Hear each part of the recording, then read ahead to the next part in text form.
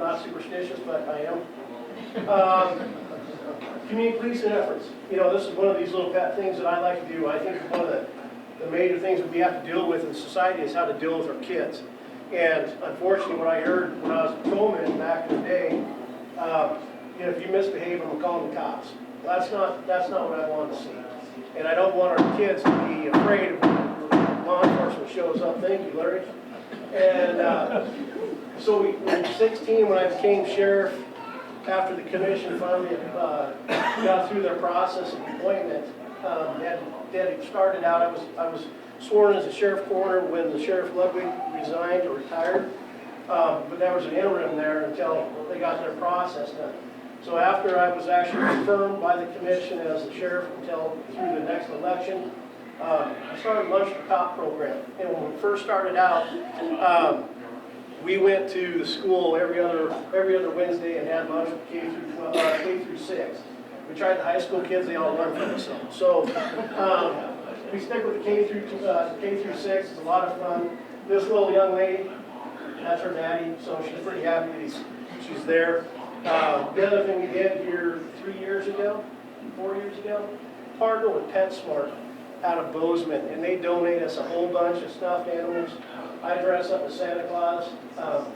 My beard is actually gray. I don't dye it, but we go out and give stuffed animals to the kids. We do the preschool, the Head Start, kindergarten, first grade. We're able to do second grade this year.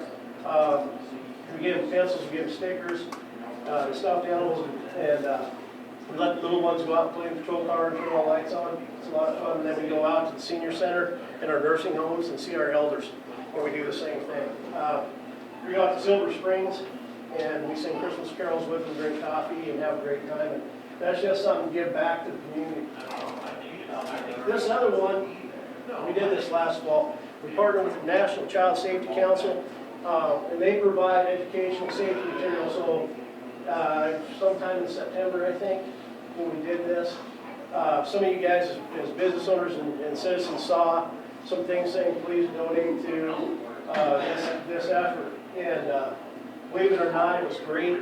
The businesses and citizens of our community ponied up about $6,800 of their personal money for us to be able to buy this stuff and hand it out to the kids.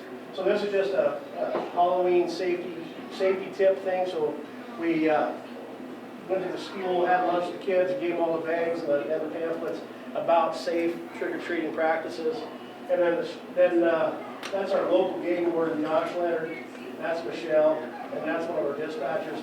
We all ponied up bags of candy and sat out in the lobby of the sheriff's office, and we gave out candy to about 700 kids this year. And we've done that for a couple of years now. It's a lot of fun. Like I told the last group in the last meeting, it was kind of funny when the adults walk in, they had masks on. It was like, yeah, you're wanted. You're not going to show me your face, but you probably got a warrant for your arrest. But it is a lot of fun, and that's the lobby of our office if you've never been in there. Services we haven't been able to provide for the last couple of years. And things have changed in how we do business. And things, like I said, are getting more complicated. They're getting more time consuming. And things begin to cost more money. And the budgetary part of this is going to be part of the reason. You know, here a few years ago, I was able to get a deputy or a detective position assigned. And that detective worked strictly sex crimes. And that worked out well for a while, but as funding has changed and things have changed and things begin to cost more money, it became very difficult to do that. And then they got into property crimes, drug crimes, and everything else. And we just don't have the wherewithal to keep it going. And so that has now been transitioned out to a control position because we just don't have the wherewithal. And the other part, patrolling out in outlying communities. I think you guys see it up here. Very rare do you see a deputy. And, you know, part of that is just where our calls for service are. And when you look at our current manpower, during the normal Monday through Friday, you got 3 administrators of the building, and there's nothing in here about the administration. But I'm at my desk, Under Sheriff's at his desk, and Captain Rouser, who's in charge of that detention center, is sitting at his desk, and we're hitting the keyboard and doing business. Right? And it's a lot longer than what people think. So we have usually one deputy on during the day with us to take the calls. So that's one deputy for 1,234 square miles. It's one deputy for 6,018 people that live in the county. It's one deputy for the 20,000 cars that travel through our county every single day. Okay? Not a great presence by any stretch of the meaning. When we see the amount of calls that are occurring basically from the silo south, it's very difficult to get up to Winston where you guys behave most of the time except for John Willoughby. What's the response time? For where? Where are the bulk of your calls at? Gosh, no, it's everywhere. I mean, when I first became sheriff, Well, so if you've got a deputy that's in Winston who gets a call at Three Forks, response time of 30 minutes? at least. Depends on road condition, traffic, everything else. And, you know, if you're on the backside of the lake, you know, we got Goose Bay area out on that side, or Confederate, or anything like that, and you get called to Three Forks, or on the other side of I-90, just so most people know, I'm gonna get back to that real quick. Broadwater County goes past I-90, 8 miles, so it's not, we don't stop at the interstate, we go all the way past that.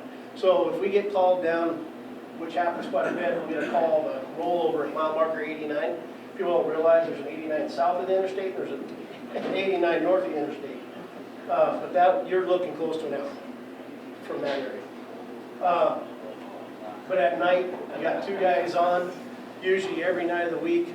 Some days we have an overlap day, so there's 4 on, because we work 4 10s. And so, but on a normal evening, you got 2 deputies. That's 1 for every 617 square miles. It's not a very good number. It's not a good way to do business. It's not safe. And that Three Forks area, obviously, when I talk about that Three Forks area who's lost 2 officers in the line of duty in 7 years, they had some things to say about that. Right? We don't have a strong enough presence in the south end of the county. It's an expensive place to live, is part of it. Very expensive, actually, but it's hard to get people to come here because they're close to the other side. So when we talk about pay, Belgrade PD starting out at $25.98, Gallatin County starting out over 26, 27, Lewis and Clark starting out at 28. We start out at $22.60. And so if you want to put your life on the line for $22, you can come work here. Most people go somewhere else to get paid. The other thing we try to do is keep a presence around the school. I believe in our kids and keeping them safe. So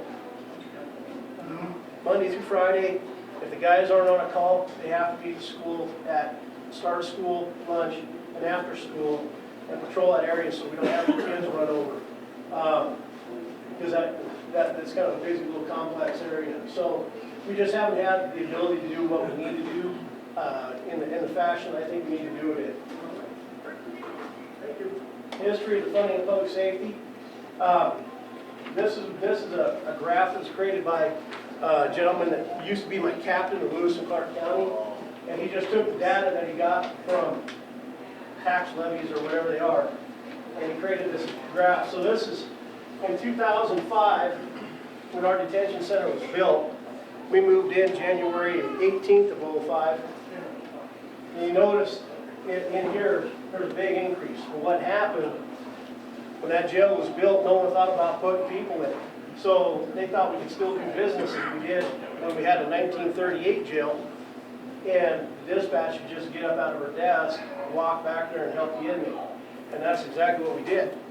You know, the doors were, you know, we had one metal door that separated them and that was it, but if they needed something, the dispatcher just got up and went and took care of it.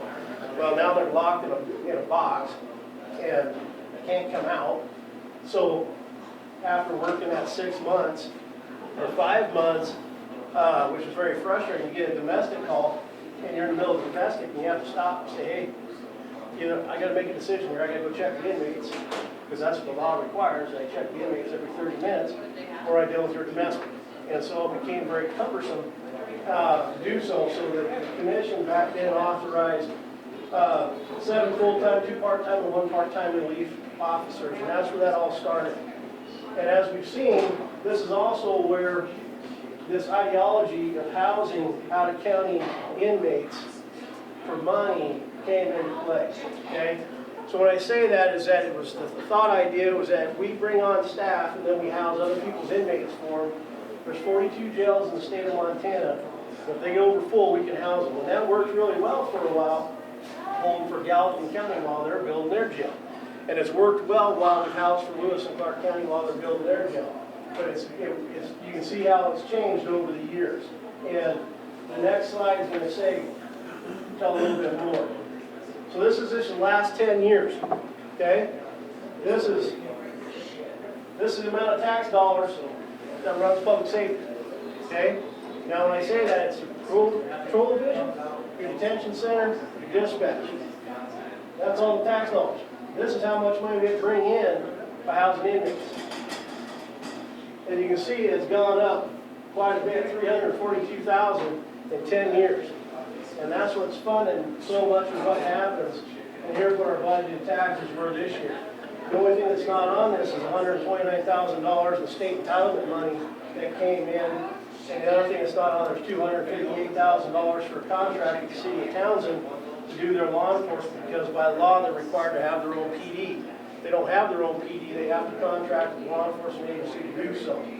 And then there's some other miscellaneous, and Bill will talk about that. But this is very hard to come to fruition. And so when I talk about some outside factors that are playing into this, you'll see why this is getting so hard to do. Okay? Any questions on any of that? I should have said, if anybody's got questions, just raise your hand. So truth versus rumor. And I put this up there because the fact is everybody tells me, if you need more money, go write more tickets. Well, it doesn't work. So in ticket, my deputy's right, goes to the state of Montana. And that money, at the end of the year or at the end of the quarter, whatever, the state sends part of that back to the county, but it goes into the general fund. Okay? Legislation was smart, and Representative Dooling, I should have introduced you, House District 70, Representative Dooling is sitting here. I apologize. Her husband Joe. But they didn't want cops going out and writing tickets to make money, right? Checks and balances. Can you imagine if we had to go out and write tickets to make money? No one ever wanted to drive our street. It takes away from economic development, wouldn't it? I mean, community roads are root. But the other one, we do not make money by housing inmates that we arrest. If we go out and arrest somebody, no one's paying us to house those guys. That's a burden upon the taxpayers here. The other one I always love, go see some more cars. Well, in legislation and the law is that if I seize a car and shell it during the sheriff's sale, by law it has to go to the road department fund. It doesn't come to me. Okay, another checks and balances. And then inmate phone revenue and the commissary goes into an account to keep and maintain that phone system, which is very expensive.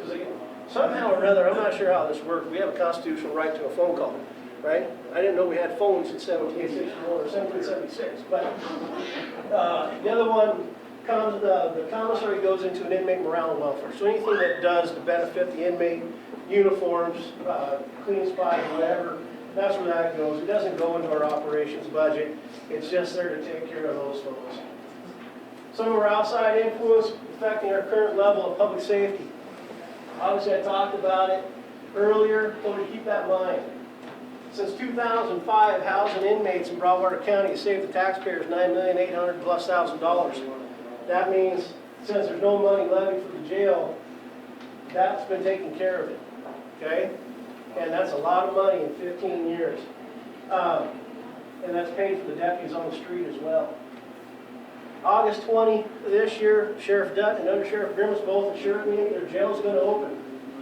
And when they had the discussion with me, we had 20 of their inmates. On that day, actually had 22.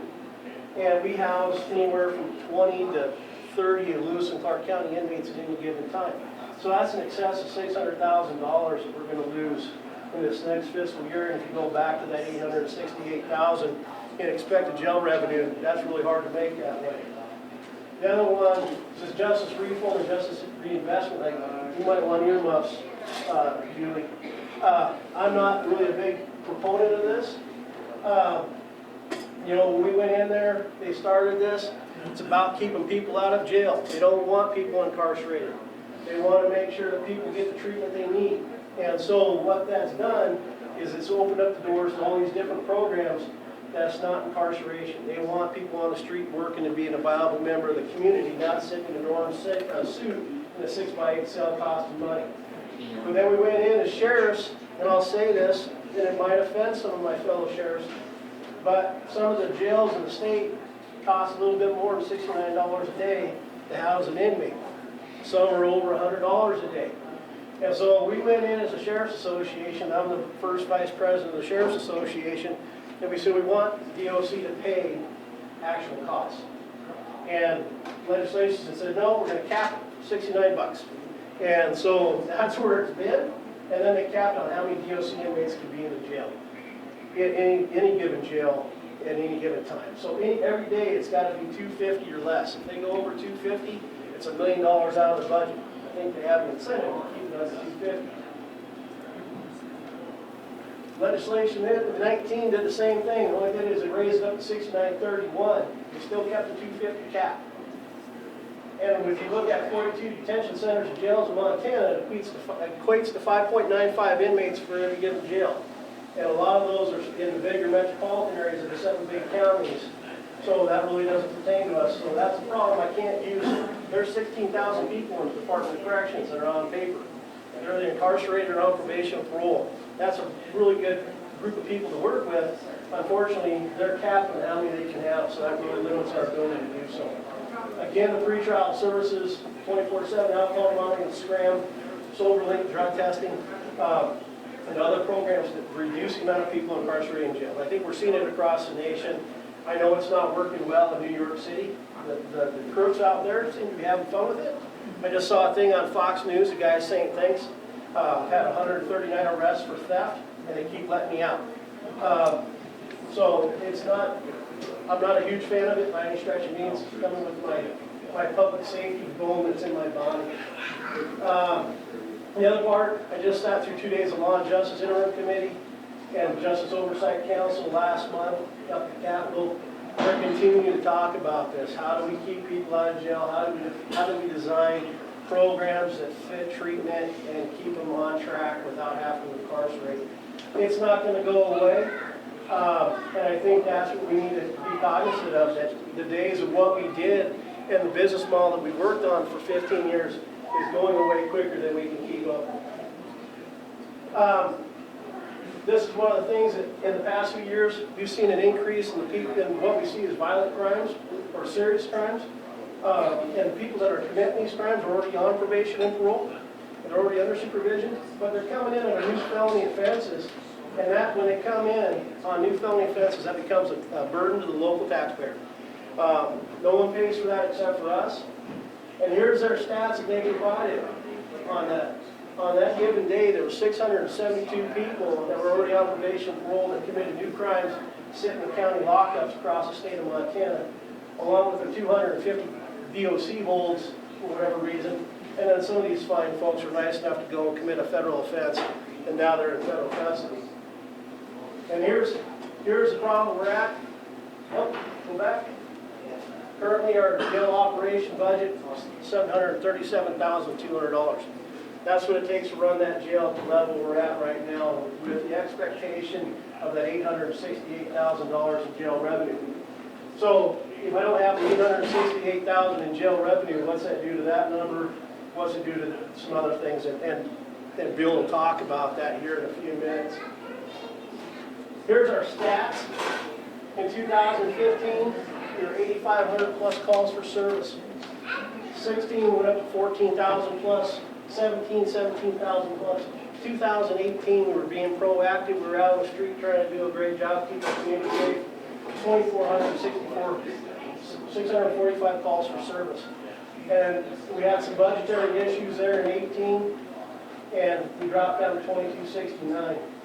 Cases that we're talking about are actual cases that are reported to the FBI. Okay? We do a lot of things every single day, but they're not classified as a crime as the FBI reported.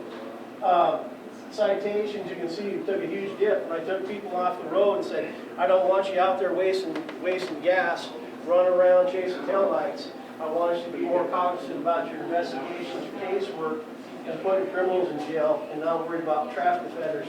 And you can see what the difference is in just a year, okay? But we have a lot of things. This is the number of arrests. Those are arrests by our local officers. Number of bookings, 821 people were booked into our jail last year, 2019, okay? When we talk about, some people have said to me, they said, we'll close the jail down, right? Save money, close the jail. Great. But I don't have any money levied for the jail, right? So I gotta find a home for 236 people. Gallatin County is nice enough to be somewhere around $110 a day.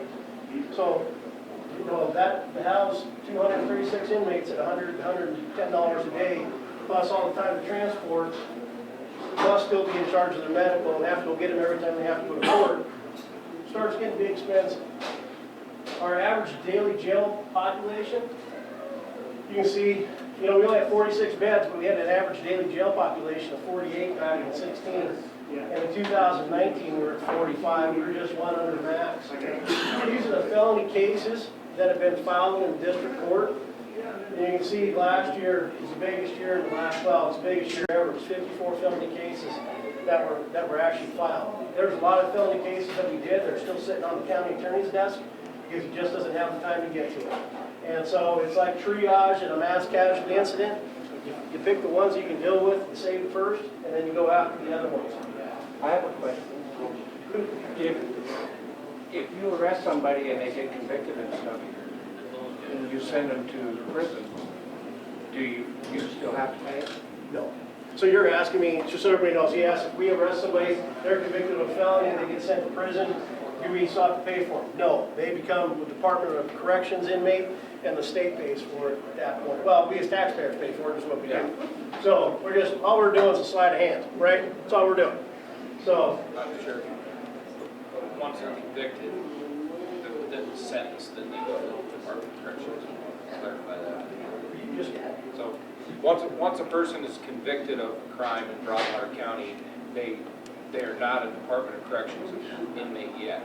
It's until they're sentenced. The sentencing can be anywhere from 80, 90 days to we see out to 200 sometimes. So for an extra, if they're incarcerated, up to 200 some days, that we do pay for that. You do as a local tax authority. Okay. Until they're sentenced and then sentenced. Which takes us back to justice reform, where they set 30 days for pre-trial or pre-sentence investigations. They get people sentenced and on their way, and we're still at 80, 90, 200 days to get people sentenced. So I'm not griping, Julie. Please don't take it personal. One of the things we talked about, and I say this all the time, when I have a conversation with the Colonel of Highway Patrol, I think he's being very selective with answering my phone calls anymore. But he's only got one trooper in Broadwater County, and she can only work 40 hours a week. Last year, deputies responded to 226 crashes within our county. We had 438 traffic complaints. So we're picking up the pieces for other folks as well because of manpower issues. But last year we were nice, and we didn't lose any lives in fatal car crashes, which was nice. You can see in 2017 we lost 6. That's an unacceptable number as far as I'm concerned. Bill? You guys have any questions so far?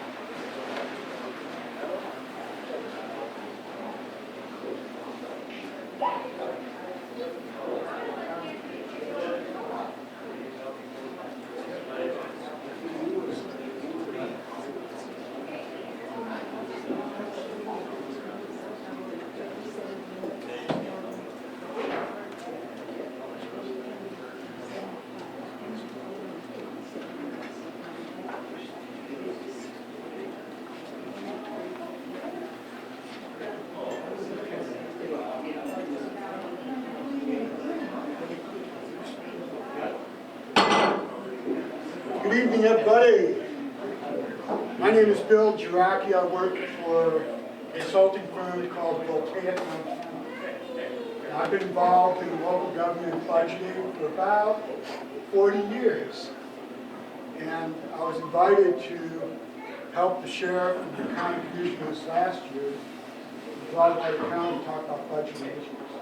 So what I want to do tonight is I want to take a few minutes to show you what all this means in terms of numbers. And I don't want to belabor it, but I want to show you some scenarios to help you understand where you're at, where I think you can go, and what's going to happen next.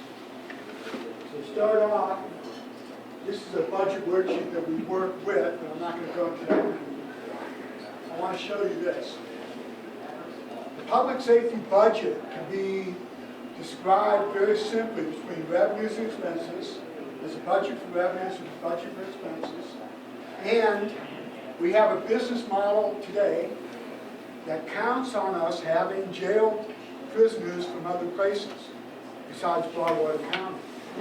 And when that jail is full, you're actually in a very good revenue situation. You have a lot of money coming in.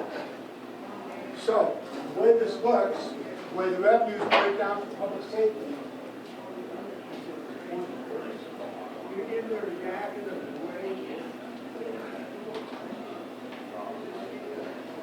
Okay, so when we jail prisoners, we get $868,000 into the budget. That's the greatest majority of the money you get. The second highest amount of money you get is $635,000. That comes from the property taxes that are paid. So the undersheriff misspoke earlier, but I caught him, and I'm going to tell you what he said. He said that when you have a prisoner in the jail for 90 days, taxpayers pay for it. But guess what? You don't. Because it's the other prisoners, the other counties, that are paying all the money, revenues into the jail. Everybody with me so far? Okay, so we have an interlocal contract with the city of Townsend that's $259,000. And the sheriff provides law enforcement services to the city. Then there's the state entitlement share of $130,000, which is part of a bigger pot of money that the state gives to the counties, and the county commissioners distribute monies throughout the various aspects of county government. Then there's a contract with the Bureau of Reclamation, which, as the sheriff said, is money that we get when we do something for the Bureau. And then all of the other sources of money, grants, donations, all of that is about $74,000. The total budget is $2,049,000. On the expenditure side, the expenses for jailing county and out-of-county inmates, the fixed expenses are about $448,000. That's what it costs to run the detention center with nobody in it. Then the other expenses are about $289,000. So the detention center costs are $737,000. The revenues to the detention center are $838,000. We're making a profit. We have more money coming in than expenses going out. And you know where that money goes? The extra money that you see between these two numbers doesn't go to the jail, it goes to the sheriff's office. And that's how he pays for one and a half, maybe two deputies to be on the street. Now remember what he said. At any one point in time, if the administrators are in the office, he's got one deputy on the street. At night, he's got two for the whole county. This gentleman's right. What's the response time? If something happens up here, you have to get all the way down to the other end. This budget is only taking care of a small number of deputies, people who can be on the street doing law enforcement every time. Now, in this business model, because we have other people paying, we have a budget surplus, $2,017. That's how much money is left over. Notice it. This box is green, that's good. So revenues are exceeding expenses. It's a great business model. The problem is we're at the end of the line for this business model. When Lewis and Clark County Jail opens up, they're going to be taking their prisoners back. And they're probably going to be taking the Department of Corrections prisoners that come all the way down here to Broadwater County. So, under this model, if we have 20 county prisoners and we lose all the Lewis and Clark and Department of Corrections prisoners, we have a deficit of $567,000. And this is just if we jail our own prisoners in Broadwater County. If you had 40 county prisoners, because you have to knock up the bad guys, it's a deficit of $682,000. And so what's happening is you're losing all of the revenue, plus you're losing the subsidy to the sheriff's office of about $130,000. That means that they might have to cut one deputy. What does that mean to servicing the city of Townsend? Now, they have their kind of minimum that they want to see. But even if you did service Townsend, you lose one officer, what does that mean in terms of response times now? All the things that the sheriff said they don't do, like detective work, and any kind of proactive policing, all of that kind of goes away under this model. Opening the Lewis and Clark County Jail is a reality. So this is what we're facing. And that's why we're here tonight, to talk to you about how we make up the difference. Now, there's a couple more scenarios I want to show you. Here's the first one. The business model is ending. We don't have anybody in jail that's paying anybody. Why don't we take prisoners outside of Broadwater County? Take them to another jail and pay them to take our prisoners. So basically what we have is, at that point, we have no expenses, no fixed expenses for jailing our prisoners. There's no jailers, there's no heat, there's no food, there's nothing. You don't have to worry about it because you're transporting all of your prisoners to another jail. Now, I made a mistake when I did this presentation, and I have to fix it for tomorrow night in Townsend because I was figuring it would only cost us $65 a night to take a prisoner to another jail. This is the cost of 20 prisoners at $65 a night. But I think you guys said it was $100 to $110, so just double this, come close to double this number to pay for 20 prisoners going elsewhere. Or we can just let those guys on the street, gals on the street, keep doing what they're doing and not arrest them at all. But I don't think you want that because the risk goes up to you and the people you love. So this is what it costs to take prisoners outside. We're down $600,000 in revenue. We have a deficit of $600,000. So to get these prisoners someplace else, we're going to have to come up with this money. If we do it for 40 prisoners, I'm at $1 million, and that's at $65 a night, not $110. So those are the scenarios. Now you're probably wondering, should we pay for it? Can we pay for it? What are the conditions that allow us to make up the difference in our own revenues, taxpayer dollars to make this happen? So let me show you some good news. Everything up to now is not great news. So here's some good news. Is it reasonable to pay more for public safety in Broadwater County? I think there are some factors that you may not be aware of that actually make it, the conditions good for getting this job done. First of all, we have a strong national economy. What that means is that the economy of Montana is going to be better than not. It's good to have a good, strong national economy.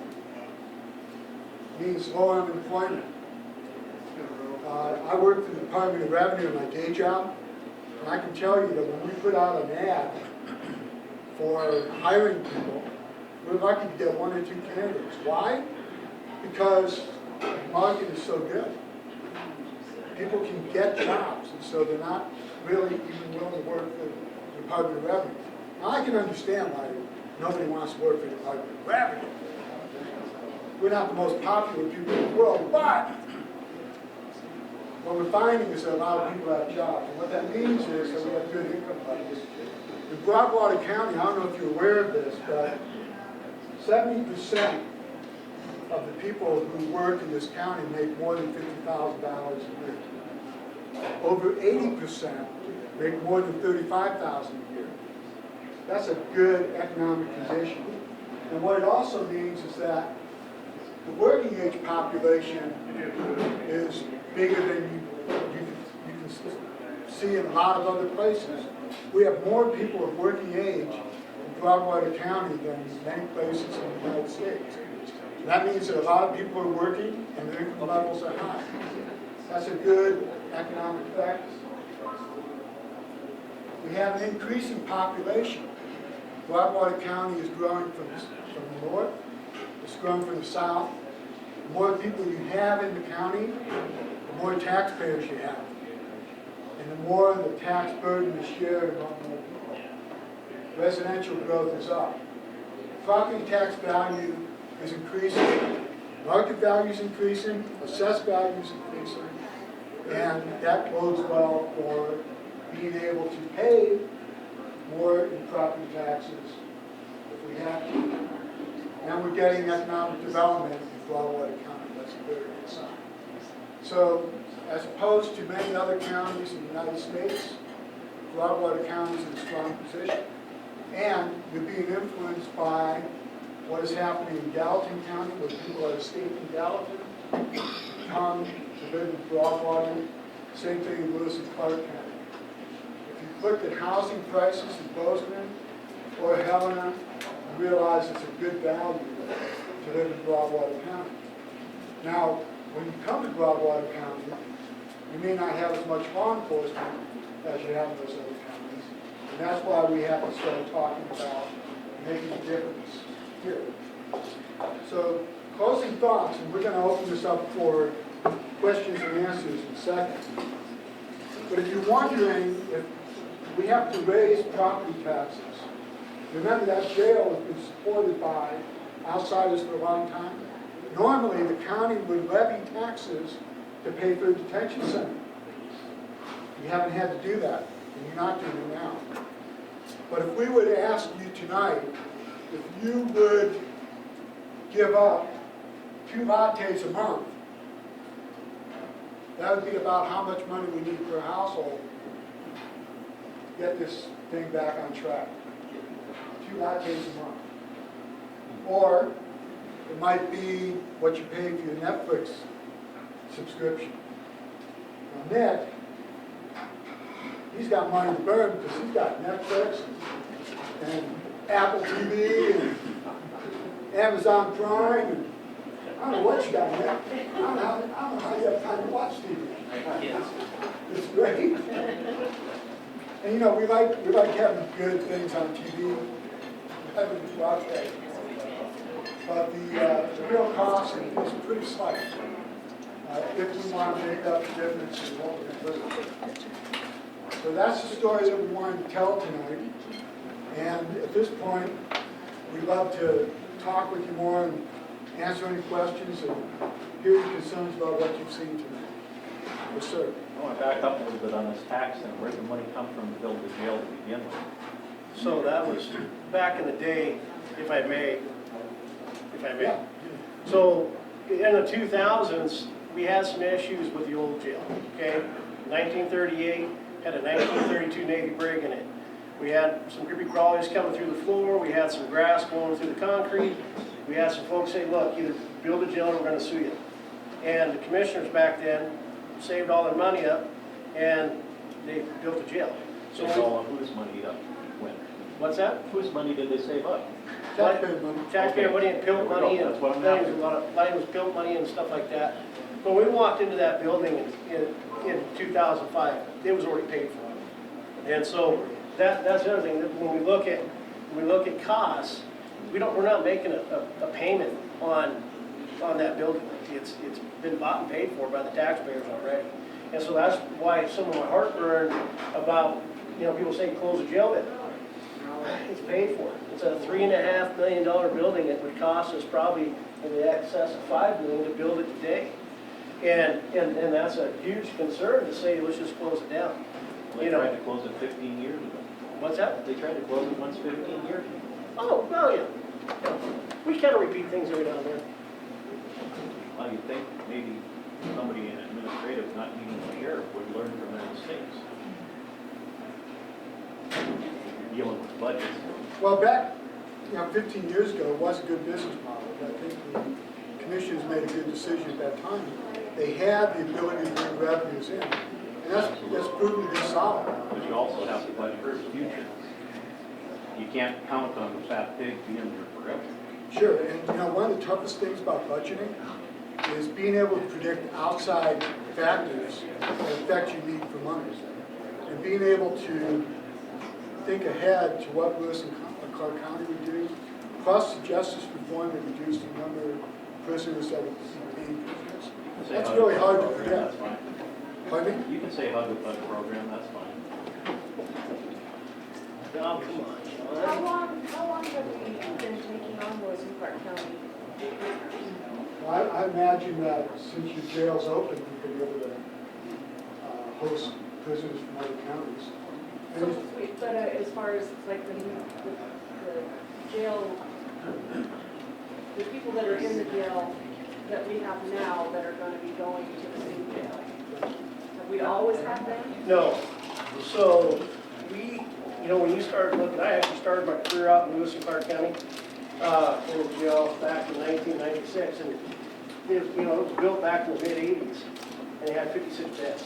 And when I worked there, things were a little different, but we still average Thursday 90 inmates in that 56-bed jail, and it stayed that way for a long time.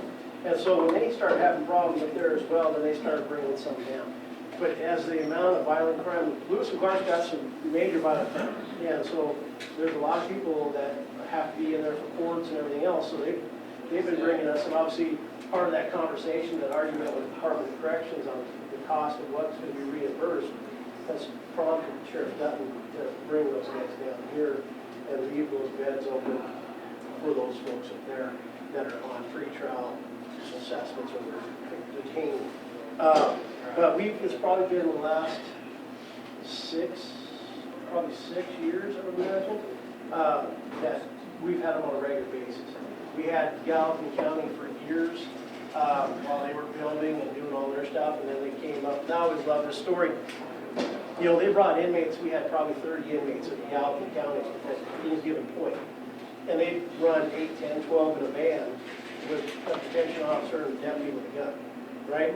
So the day that they came and got their final load of inmates out, they brought their SWAT team and their command staff, the sheriff, and the news stations. And I pull up outside the building and I got SWAT teams in every corner. I'm like, what's going on? We don't have a SWAT team. What are we doing? And it was unfortunately a dog and pony show for taking the last of their inmates out of the jail. So, but they that happened in 13. We lost a lot of revenue then, and it's just transitioning.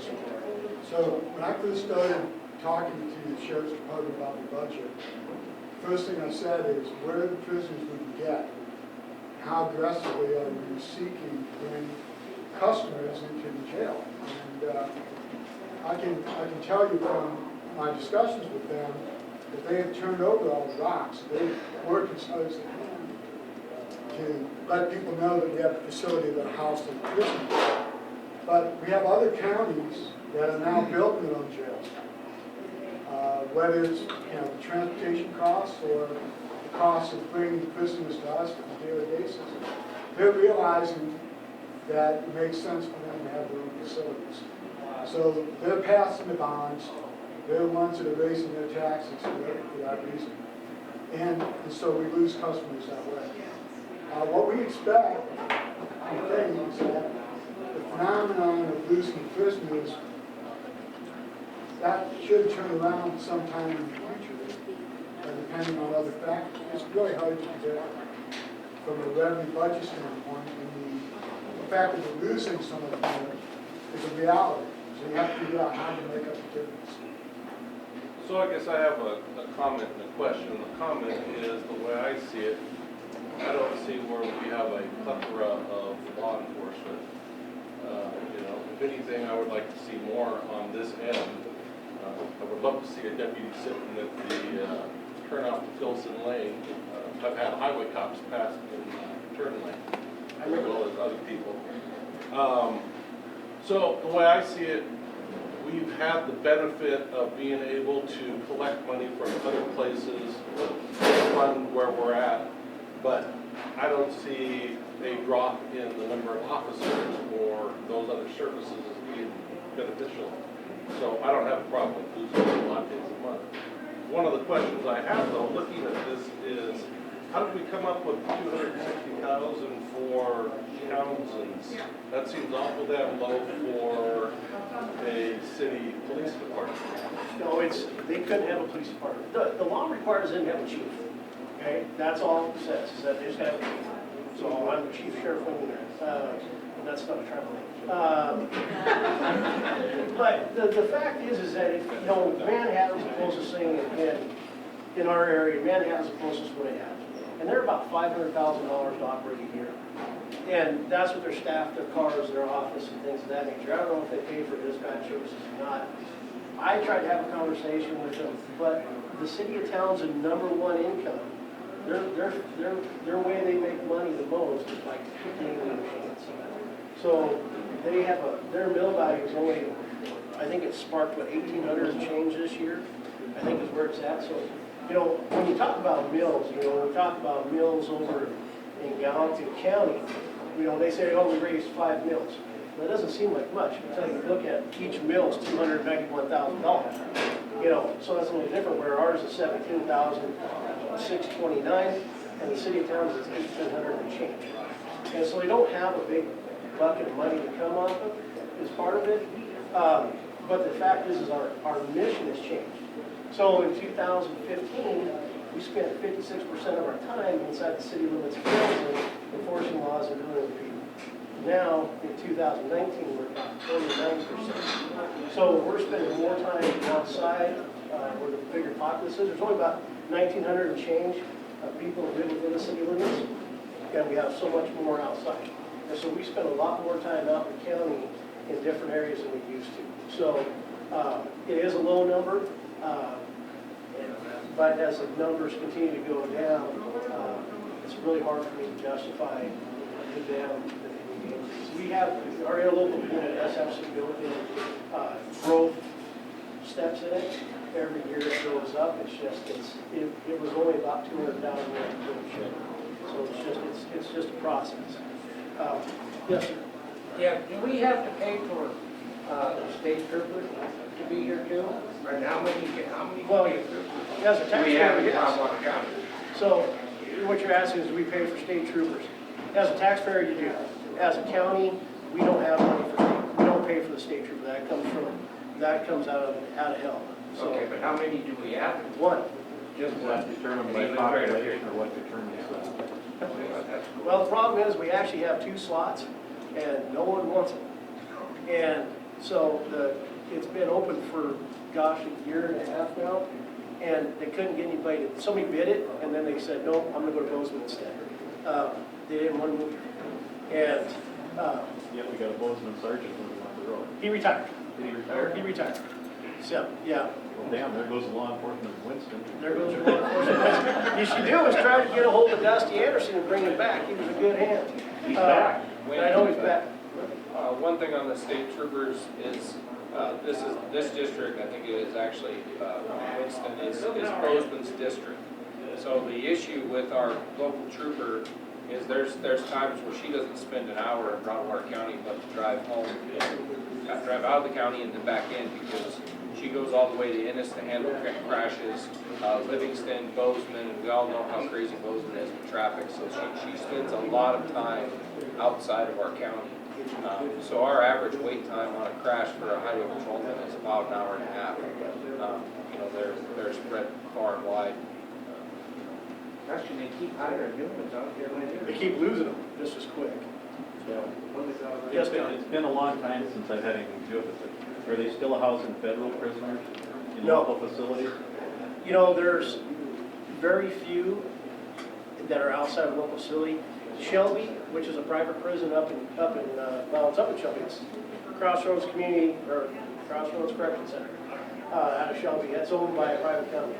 They went and built an entire wing to house federal prisoners, and they charge $70 a day, and it's more cost effective for the feds to house them there than it is to house them anywhere else. Because I'll use this as an example. They had an inmate that got his throat cut, or he cut his own throat, one of the two. He was life flighted to Great Falls. Those folks at Crossroads sat on that inmate the entire time and still only billed the feds $70 a day.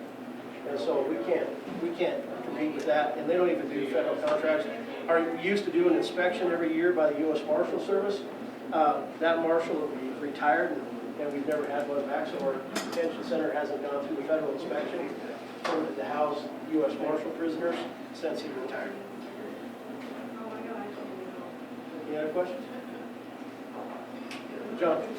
Question and a comment. Okay. So far, we haven't heard exactly in numbers what the mill levy is going to entail, other than it's going to be $2 a month. So, But, if I Yes, can go jump ahead. on that. go ahead. Let me jump on that real quick. The reason why I haven't defined what the mill levy is going to look like is because part of this. I want to hear what you guys want for services. Because if I go, right now, we know we're going to lose jail revenue, okay? So off the jail revenue, be safe, Tony. When you off the jail revenue that we're going to lose, or we've been expecting, that's on a $200,000 house, it's about $11 a month, okay? Just off our rough math. That is to keep things exactly the way they are today, okay? 3 years ago, I had 33 employees. I have 25 now, okay? So calls of service have gone up, my staff has gone down. So my theory is, if I'm going to come and ask the people for money, because I ain't going to do it every year, right? I'm not a school board, I'm not a school district, okay? I'm not coming back every year, every other year.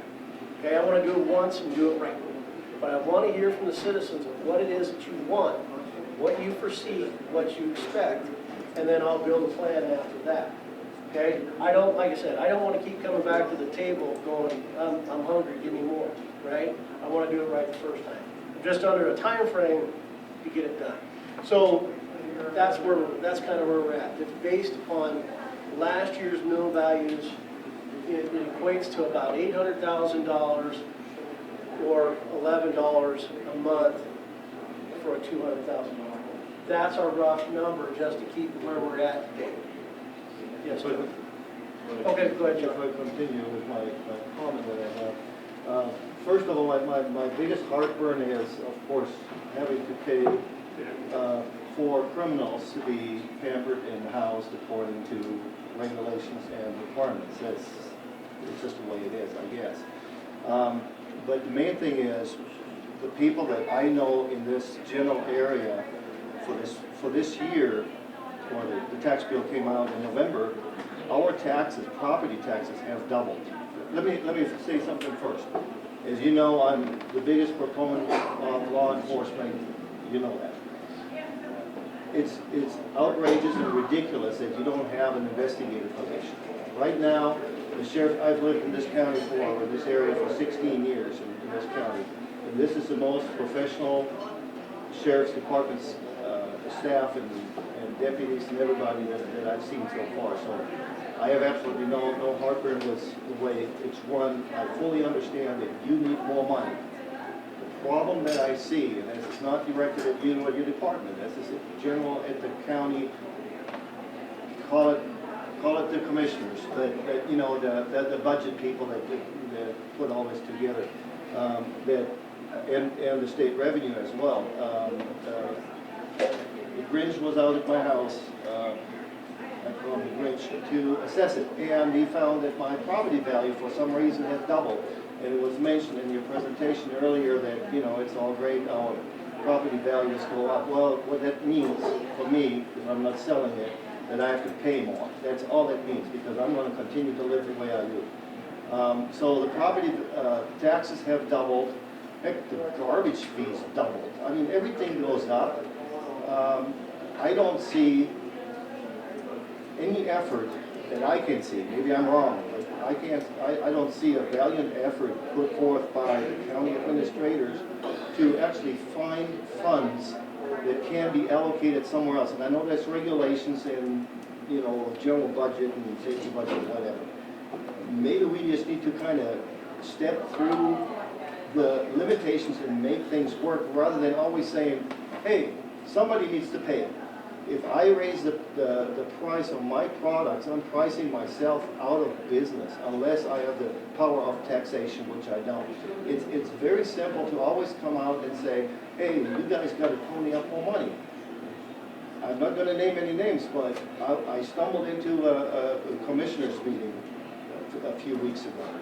And there were some software things that were proposed in the tens of thousands of dollars. And at the same time, the person proposing it said, well, we're a poor county. At this point, this issue should have been dead up on the arrival. But yet we want to buy all these fancy stuff, things to you know, be in line with everybody else, when you guys, who are the ones that are providing for our safety, are short. You don't have an investigator. That's ridiculous. I mean, you have to. But money needs to be found somewhere else, and there are monies and funds somewhere. Other states, other counties are billing their inmates for being housed, for eating. They have to eat. I know that a lot of them don't have it when you ask them, but there are ways to fill up a budget. Well, you got a lot of things there. Yes. Okay, you got a lot of things there. And I don't want to get, if everybody knows me and seen me, or if you're on social media, you know, every once in a while, I'm not very nice to my county commissioners, right? And they're all here, and they can all agree with that, okay? I understand exactly what you're saying. And like I said in the last meeting, there's times where I've said, there's things that I call quality of life issues versus of whether or not it's something that's advantageous of us to fund. But like I told the folks in the last meeting, is that, you know, there's a lot of folks that are not consumers of public safety, okay? They never call us, they never get tickets. I equate that to buying an insurance policy, and I'll get to that in a second. But the fact of the matter is there's people that use the senior center, people that use Meals on Wheels, there's people that live for the fair, okay? Those are all quality of life things, and I think those are important. Those people that utilize those things might not ever be a consumer of public safety, but it's important to them to have a meal. It's important to have a place for them in their elder age to go and have a conversation or have a relationship with other people their age when they get in that latter part of life. So I can't say that those aren't important. I mean, it depends on the glasses you're looking through. And I think we all look through life through different glasses based on our own perceptions. And I think that's the important part of that. You know, we've had and understand when I say this, is that the business model that has been in place for so long has become customary. And if we're going back to that slide, when I talked about that, and we'll just go back a couple here, when the tax dollars for everything else change, okay? And I understand what you're saying, when there's new technology, there's new things to get on board, blah, blah, blah, blah, blah, blah. There's so much here, right? This hasn't changed much. This is equated to like a $246,000 difference over 10 years. This has gone up $342,000.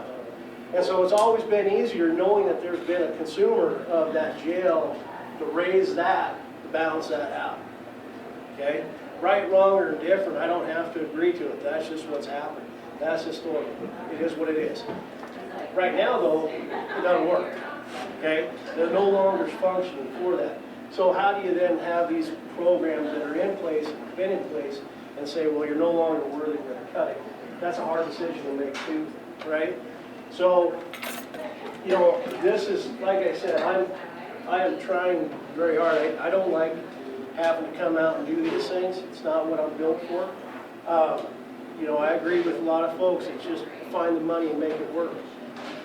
This is my option right now, so. So I want to make a comment to help with this. The idea of having enough revenue to maintain capacity for law enforcement at the current level is the goal.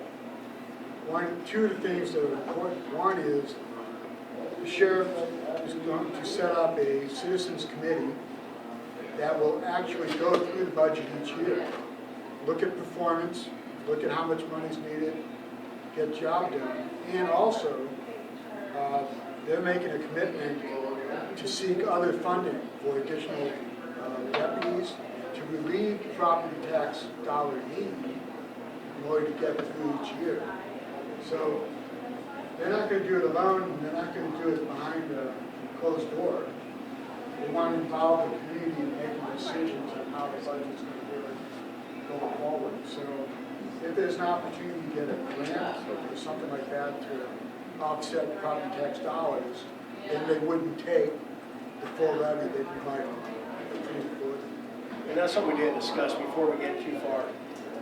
What we envision, and there's been a work group. Peter's part of this. Commissioner Folkford's been part of this. Bill, myself, Brandon, Nick, Mayor Evans, and Dave Klaus, who was retired captain. We've sat together trying to figure this out. I don't want something that's permanent, okay? That's not what I'm asking for. I'm not saying, hey, I want 45 mills every year for the next 150 years. I want to cap it at 5 years, and I want to be able to go, do I need it? Okay, having that citizen advisory board is, okay, here's the money, you know, we have an uptick of paying inmates. We don't need to levy 45 mills, let's say it's 37 mills. I want to be able to have these people tell me, what's our mission, what's our goal, how do we meet the public's needs, here's the tax dollars I have based upon the mill value that we have, how much money do we have to mill, and be able to have that done before the budget cycle, so when it goes over to DOR, says we only need to mill this year. It's saying I have the ability to go here if I need to, but if I don't need to, I don't want to. I'm a taxpayer just like everybody else, right? And I cringe every time I get my tax bill. I'm like, oh, God. I understand, and I don't want to be there either. So that's kind of the plan where we want to go to, is have the ability to say, this is the max at any given time. But if it changes, you know, mill value goes up for some reason, it jumps $40,000 to $40,000. I don't know if it's possible, but if it did, we wouldn't need to do something. You see what I'm saying? So that's what we're looking at, and then evaluate it after 5 years, whether it needs to continue or if it needs to change.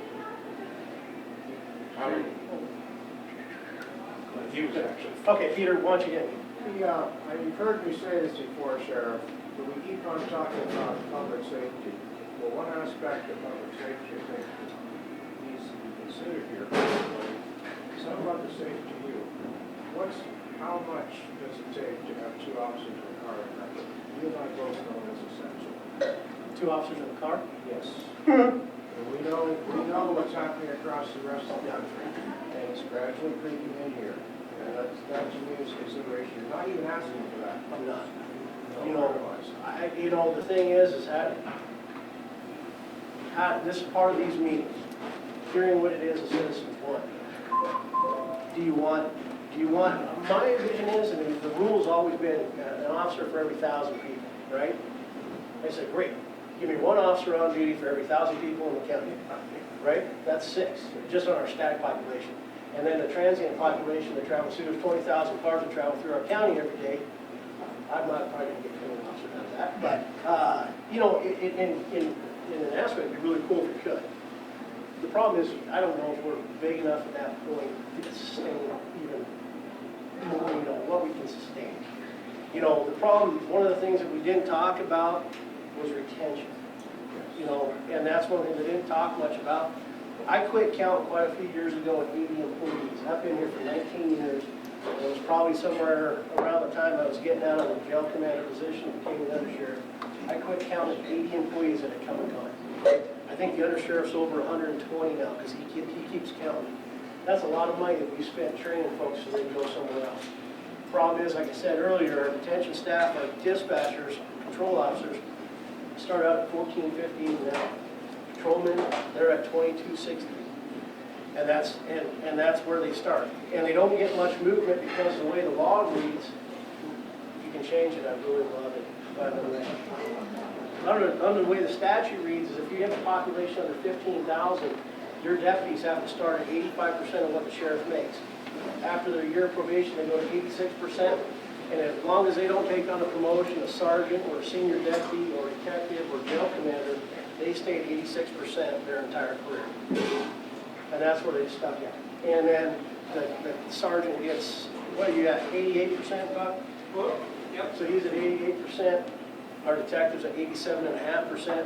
The jail commander, who's responsible for that nightmare I called down there, and I can say that I was jail commander for 6 years, he makes 90%. The undersheriff by statute makes 95%. And the only benefit that 95% is that what you had as a life disappears because you're on call all the time. So, Joe, So, you do this bill, and you say you're $100,000 in the budget. What's to say that our Green County doesn't just take that money like they like to? under budget? So you're saying, so I have an excess revenue? Yes, of $100,000. excess. You mean? Well, that'd be a conversation for the three people up here, okay? But what I would hope and envision is at some point, if this gets to where it's at, we have a good year, you know, people are breaking the law and going to prison, and we get to house them. Not that that's what I want to do, because it's expensive. But if that was the case, and we were housing for somebody, I don't know who I'd house for, and I'll say this in a second. But I would hope that that money would then go into like cash reserves, or into a CIP, or something that would offset the cost of something else. So when we talk about who we're housing for, we've housed for Sheridan County, which is Ponywood, Montana. We've housed for Billings. We've housed for Carbon County, Stillwater, Sweetgrass, Judith Basin, Golden Valley, Wheatley, Marr. We've held for Flathead, Cascade, Lewis and Clark, Boulder, Butte, Granite County. We've gone all over the state of Montana trying to get people into those beds so we make our budget. Okay? Have you tried hard? You know, They'll bust them up for you in the middle of the night. and I feel bad for those folks, but unfortunately, that's where we're on that same verge with our staffing levels and what goes on. You know, we have usually one in the control and one on the floor dealing with 46, 40. If they're in jail, they're in jail for a reason. It's not because they're out hugging people and being nice. So it's a dangerous job, and we put a lot of effort on these guys, put a lot of responsibility on them for breaking the pay. So that answer Everybody your in here is question? educated enough to know that for $14 they wouldn't put up with 46 bucks. Not for $14 an hour. I have 16 females here. That's like having 32 males. What I was talking about is, do they jails and for some reason they work right, line right, and, you know, there's all this excess money. Who says it's just the county slush fund? Well, so, okay, so, that's what you're asking. Okay, so the only thing, and we've had a conversation, it was brought up in the last meeting, and it really is a discussion for the commission to decide and understand. So right now, at 36.03 mils out of the general fund, that pays for public safety. So if we do a mill levy, the way that works is that money has to stay there. Can't be intermingled. That's always a big concern, but that's the way we. The only thing that's in jeopardy would be the 36 mils that come out of general fund. Unless they decide to do something that says this is what we're gonna allocate. So that's kind of where that's at. So mill money's mill money that stays with whatever it's designed for. Cheryl? You can shoot me now, but if You don't give me bullets. if the voters turn you down, what's the plan B? What's the ramifications? Okay. I'm glad you asked. I wish people wouldn't ask, but I will be honest with you. That $635,000 that I get in tax money and that $129,000 state entitlement money, that's all there is to operation, okay? So under Montana law, it's another nice thing I wish you'd change, is that an elected official, if they go over their budget, their overall budget, they can be personally held liable to pay that back, okay? I make $24.17 an hour. I'm not gonna overspend my budget. I'm gonna use my house and everything else I got to pay back the county budget with the Senate program. Just plain and simple, okay? Not trying to be a jackwagon, not trying to be an ass, that's just reality. I don't think anybody in here was going to sell their house or their property to pay back a budget that you didn't go to set and right appropriately the first time, right? With that being said, we have to look at what's there, okay? So we obviously know we need a dispatch center, okay? So that would probably drop to 5 positions, so there's somebody there to answer to the emergency calls 24 hours a day, 7 days a week, 365 days a year, okay? Now, knowing that I don't have any money levied for a jail, that means I gotta find a spot for those 236 people. That's gonna take money out of that as well. So basically, at the end of the day, if we don't have a mill levy passed that saves our bacon, and we're banking on this jail revenue, you're gonna find yourself with 5 dispatch center, a sheriff, possibly 2 or 3 deputies. And that's it. That's all there's gonna be. And what's gonna happen with that is that only the people that are required by law to go to jail are going to jail. And when I get to your call, I will get to your call. And I'm not trying to be mean or anything like that. That's just reality. 630, my patrol division budget right now, for the patrol division that you have existing right now, is over $800,000, just for those guys. Dispatch is somewhere around the $358,000 mark, and the jail you saw at $737,000.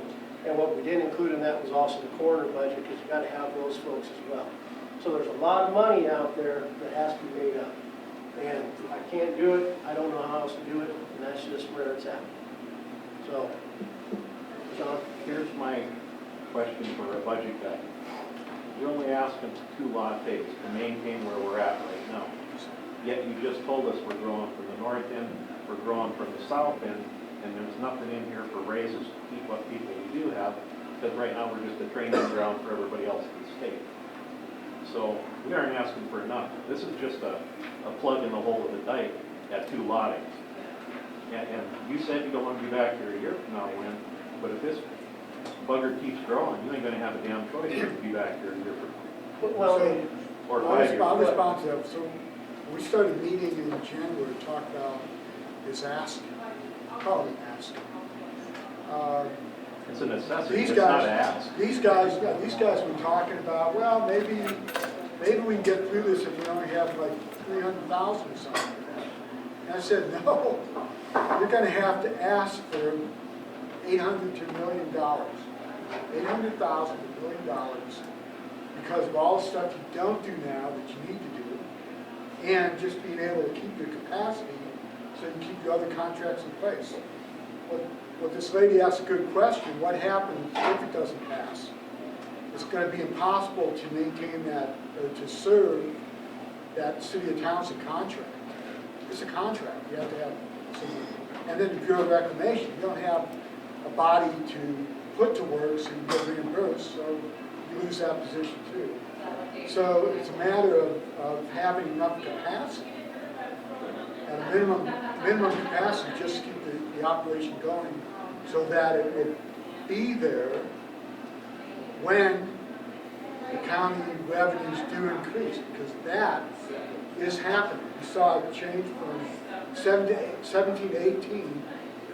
Property tax values went up, dollars went up, residences are increasing, more houses are bringing on the rolls, the less you pay as an effective rate, which I is all understand we have that, to but do. along with a larger population also comes a larger request for service. That's correct.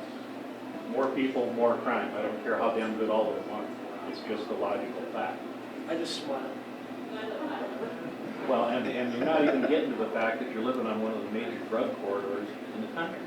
It runs right by the front of this bar. It's a lot easier to run 12 than it is the interstate.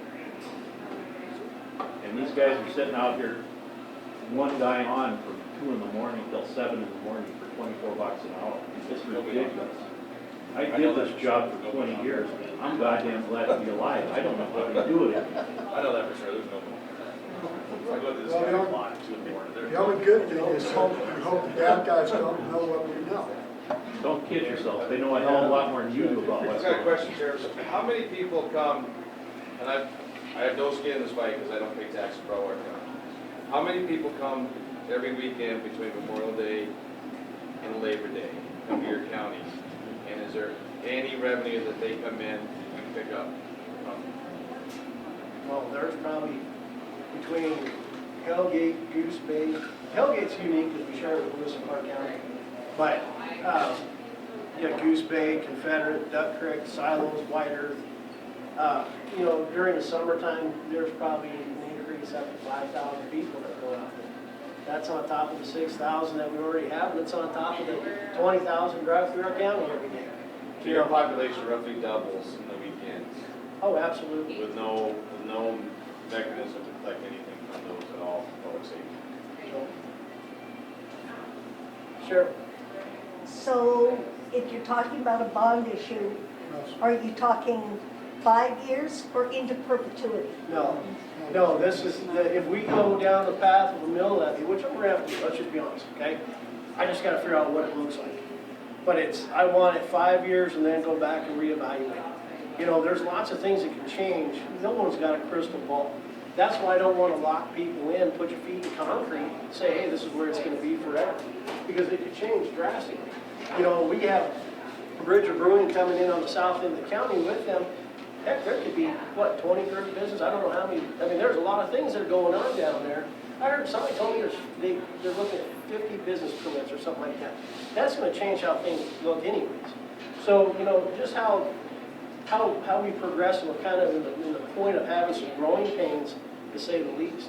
And so, you know, that's why having a citizen advisory board to sit down and go, here's where we're at.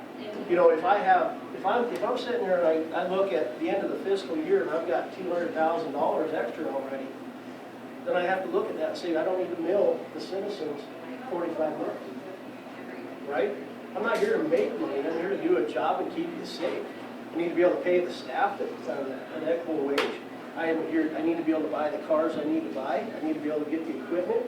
I need to be able to pay all the little nooks and cranny bills.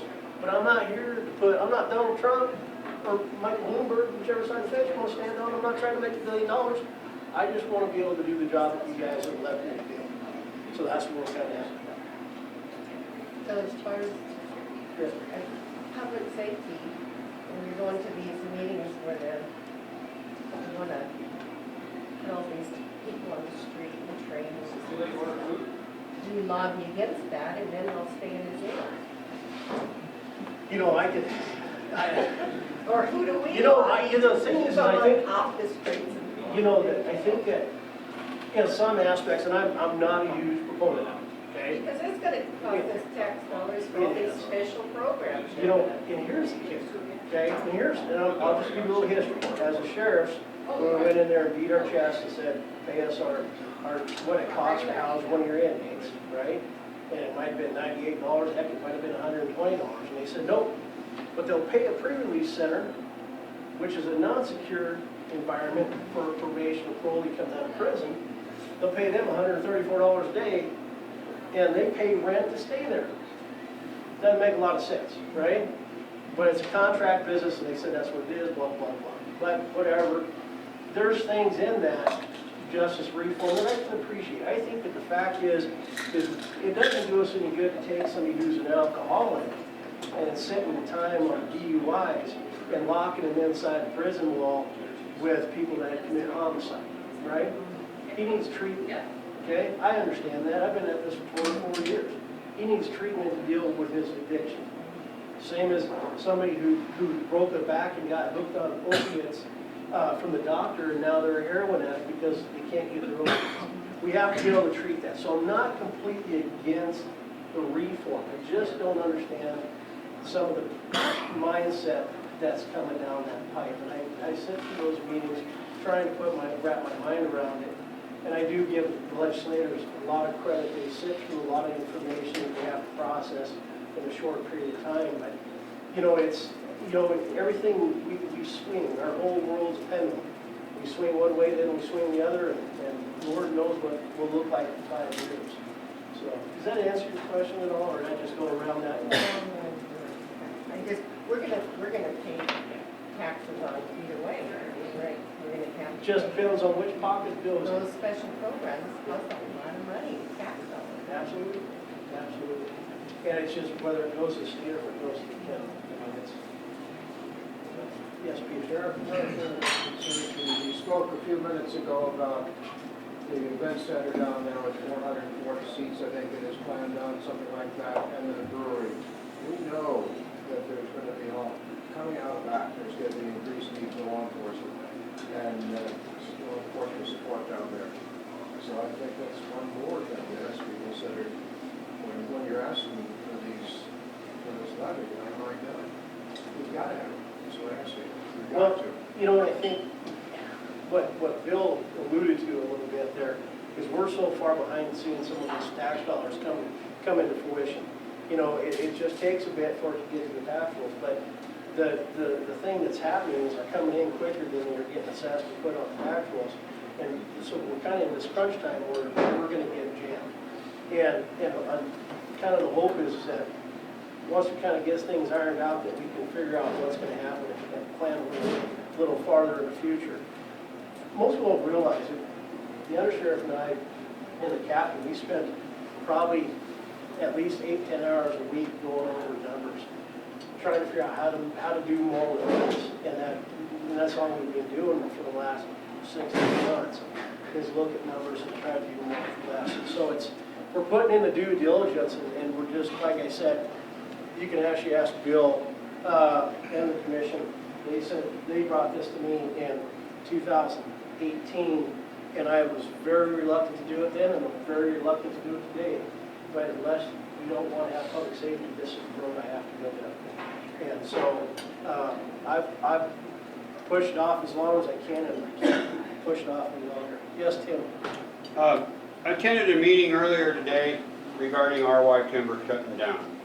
That's going to take a hit on the figures that you're using as far as taxable revenue in the county, because people are going to be leaving because they don't have jobs. It affects them numbers that you have come up with for your revenue estimates. Again, we're working on estimates and assumptions. We also have the school levy that is out there that is also going to be an impact on your ability to provide this service, especially, and then again, the combination of we have a school system that is going to also take a hit because of enrollment. So I guess that's one of the things I hope you folks consider as you move forward in making this decision, that don't base it on yesterday's figures, because they're no good. The latte analogy is okay in my mind for a house of $100,000, but I know I've talked to ranchers that are paying, for an example, I'll just use this figure, don't quote me on it, but one rancher pays $18,000 a year in property taxes. Put your figures to that guy and see how much that's going to impact him before we go too much further. Again, those are the figures that don't get out into the open too much, and I hope that you guys continue being transparent and let that out. Thank you. And Tim, to answer your question, you can ask these gentlemen, I want to know how it's going to affect the guy that's got 20,000 acres. Okay, and so Darryl was good, I think, and you went to DOR, I think, and got the numbers. It's when you're looking at that, depends on the ground, obviously, because you got irrigated farm ground, pasture ground, or forest ground or whatever. But give or take, we have the numbers that kind of correspond with that in regards to what it is per acre. It's one of my big things. I'm a farmer, and so I know how it is, and gosh, I get enough conversations about it as well. So, Cheryl. Well, if the voters approve this, because in your normal budget, the commissioners have a big say-so about what you can do with the money. With the bond issue, where does that leave you with approval with the commissioners for however you want to spend it? That's a good question.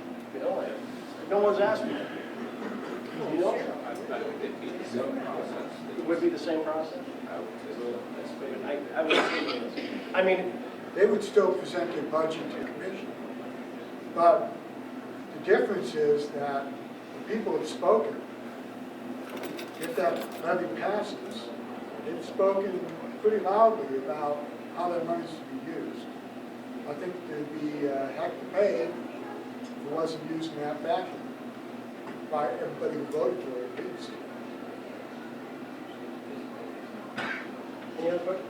Do you guys have any input on what, I mean, I've got Sergeant Spurlock up here to write down what it is that the folks want. So what, tell us, what do you want to see? Do you want to see 2 officers every shift? Do you want to see an officer in each corner of the county? I mean, let us know. Yes, ma'am. I'm kind of curious if you had one prior meeting? Yes. This one?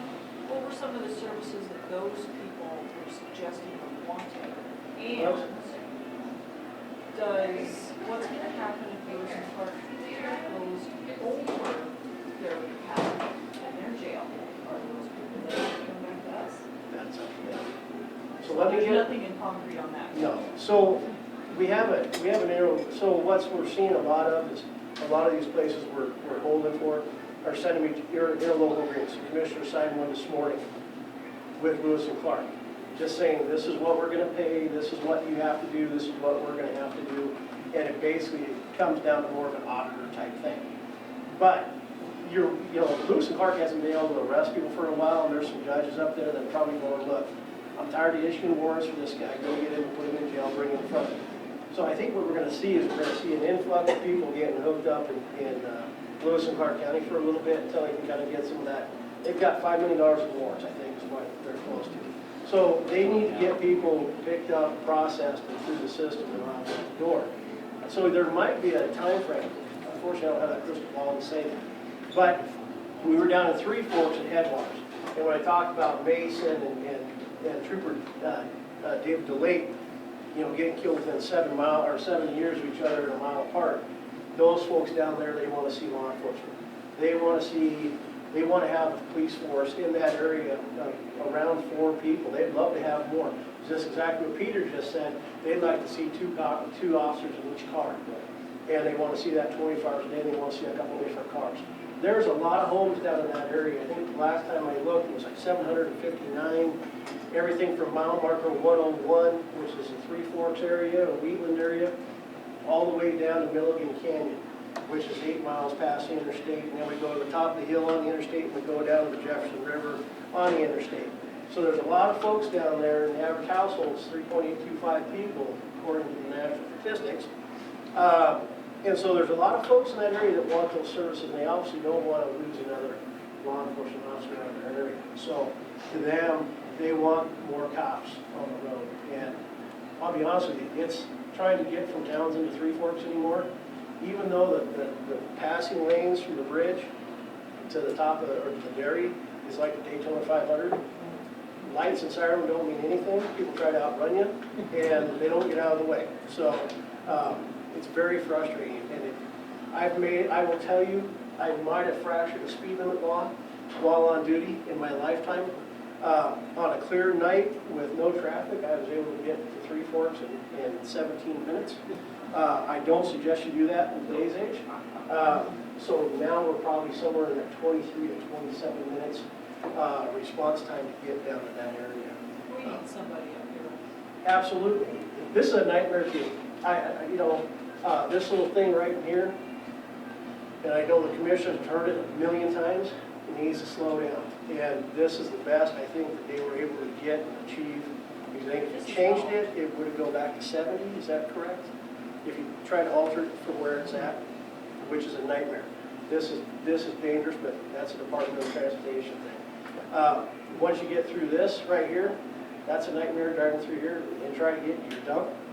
You hope you don't get a crash coming in or out of it. Gotten hit on 2 weeks ago. Oh, goodness. I'm glad you're safe here. So it's being dangerous out there. And then you get the 4 lanes up there, and that's another Daytona 500 area, right? Everybody's doing 55 until they hit the 4 lane, and then they jack it up to 80, so they don't get people behind them, right? Is there any way that, when you come out of Lake CHM and you head up on that line field, on the other side, people are passing you, and there shouldn't be a passing zone there. Can we put up a sign that says passing lane in 1 mile? Well, I don't think they pay attention. I mean, I read an article today in the Billings Gazette, it was Billings Gazette, and they put a camera on, it was actually Butte Silverbow is where it was. They put a camera on the buses to see how many people were passing, and hundreds of people were passing the school bus with a stop sign out. And, you know, that's very common. So, I mean, we can put all sorts of signage out there, and I don't think it's gonna change. Can't fix stupid examples. Do you have any input with DOT on the dangers of this? Yeah, we talk to them. We talk to them and they look at the crash data. I think Commissioner Folkford said today that they're planning on making the Spokane Creek into East Helena 4-lane here in the next, I don't remember when it was, he said. 22. And then we have a plan trying to work on this stuff down here as well. But, we have an increase in population in our roadways aren't designed for the growth that we have and the people. I mean, who would have thought that 287 between Interstate 15 and 90 would have been the third most popular roadways traveled in the state of Montana? So, it is what it is. And Julie, did you have a comment or something? Oh, okay. I think I'd be willing to 10 lot these in Montana. When you get somebody to sit Well, here. when you think about, Quarter circle in the corner. one of the things that I talked about a few years ago, I haven't done much about it here lately, but when you look at your insurance rates on a car, they always go up. And I always tell people, when you call your insurance company, the first question they ask you, what's your zip code, right? Ooh. I don't want to tell you, right? Because 287, 12287, and 287 south of Townsend, there's damn big road, right? So all these fatals and all these crashes that occur because people can't figure out how to drive the speed limit, drive without their phone in their hand, or just pay attention. All those crashes that we respond to affect our insurance for our vehicles as residents here. It affects their insurance back there, but if we have 15 people from Bozeman that get in a crash in a month, it doesn't affect the county's insurance, it affects ours because of the probability of getting in a crash. And so, that fatal that occurred up here with the fire truck and the family of 6 or 5 out of Townsend, all those folks in that crash were all Broadwater County residents. And that one family received an $18 million payout. So that insurance company got their money back and it came through everybody else paying the premium. And that's how it is. You couple data back in 2007, 2008, a one-person fatal crash that was alcohol involved cost like $1.4 million to an insurance company. And think about how many we have. You look at 57 at the top of the hill, where we had the triple fatal, which still isn't resolved yet. But there's another one that's right down in the little lull. That was an alcohol-related crash. We have a lot of alcohol-related crashes out here. And all it's doing is affecting us as residents of the county in our insurance premiums. And so we do put a lot of emphasis trying to keep the public safe, the motoring public safe, but we're limited on what we can do. And so a lot of times we spend most of our time responding to crashes and traffic complaints. John? I want to get back again to public safety wise. By you not having an investigator, and there's only so many hours in a day for you, Nick, Brandon, Bucky, how many open felony cases are you guys working that you don't have time to close so that we've got these turds running around out here? Our cases have gotten really complex, and the question, if you guys didn't hear, was how many open felony cases do we have? Because we don't have an investigator. We have a lot of them, and there's one that is Captain Round is working right now. 24 years, almost 24 years in this job. I think I've seen about everything that's even possible, right? He's got a case right now. I'm like, dude, don't even talk to me about it. I don't want to know the details. It is the most strangest, most bizarre. It's just the craziest thing ever, and no one in their right mind should ever have to investigate that crime. And it's really bad. But Nick, how many cases we got open right now? I think I have one sex assault that I'm trying to get caught up on when I left the detective position. I was able to kind of get something caught up, but unfortunately that just now transfers from where I had it to all the deputies now are taking those cases. has to investigate some of these crimes and go out every day and take your daily calls, complaints, and road traffic complaints. And so I've only got one right now. I'm not trying to hold you to a number, I'm just trying to make a point that if you guys are tied up for 8 hours on a felony investigation, that's 8 hours that Bucky's not on the road, or whoever's not on the road doing something else, public safety wise. And there's only so many hours in the day. And with your budget, you can't pay them overtime to work it for 12 or 14 hours. So, You're right, and we have, right now, if Buck was on duty and he got a felony aggravated assault with a weapon, he starts it, he's gonna finish it, and that's just the way it is. And that, where before we had an investigator, that's all he did, but now it's whoever the deputies. If you caught it, I don't care, you've been here 6 months or 6 years, you got it, it's your baby, work it, and get on through. I don't know how many, with the court system and everything else, what is required of us in an investigation now is insane. And it is time consuming. So, I have a question. One second. If you have people out here that are driving, that don't relicense their car every year, and chances are they probably don't have insurance either, and you give them a ticket, does that money go to the state? Yes. That's a problem. So if a highway patrolman writes a ticket in Broadwater County because they're a state agency, that money stays here. So every ticket that Trooper Gifford writes in Broadwater County stays here. Every ticket that Broadwater County writes goes to state, they send part of it back. Okay? It's just for checks and balances. So, Cheryl? One more question. What I want, out where I live near the silos, I'd like to see more regular patrols, summertime, weekends. I want to see you out there. Remember a number I put up earlier today. In 2018 or 2019, we responded to 63 calls a day for service. Okay? So realize that's one officer on the road, maybe 2, and then admin jumping in to take care of those 63 calls a day. And so I understand people would like to see more. I would love to provide more. It just takes time, money, and manpower. And right now I'm lacking 3 of them.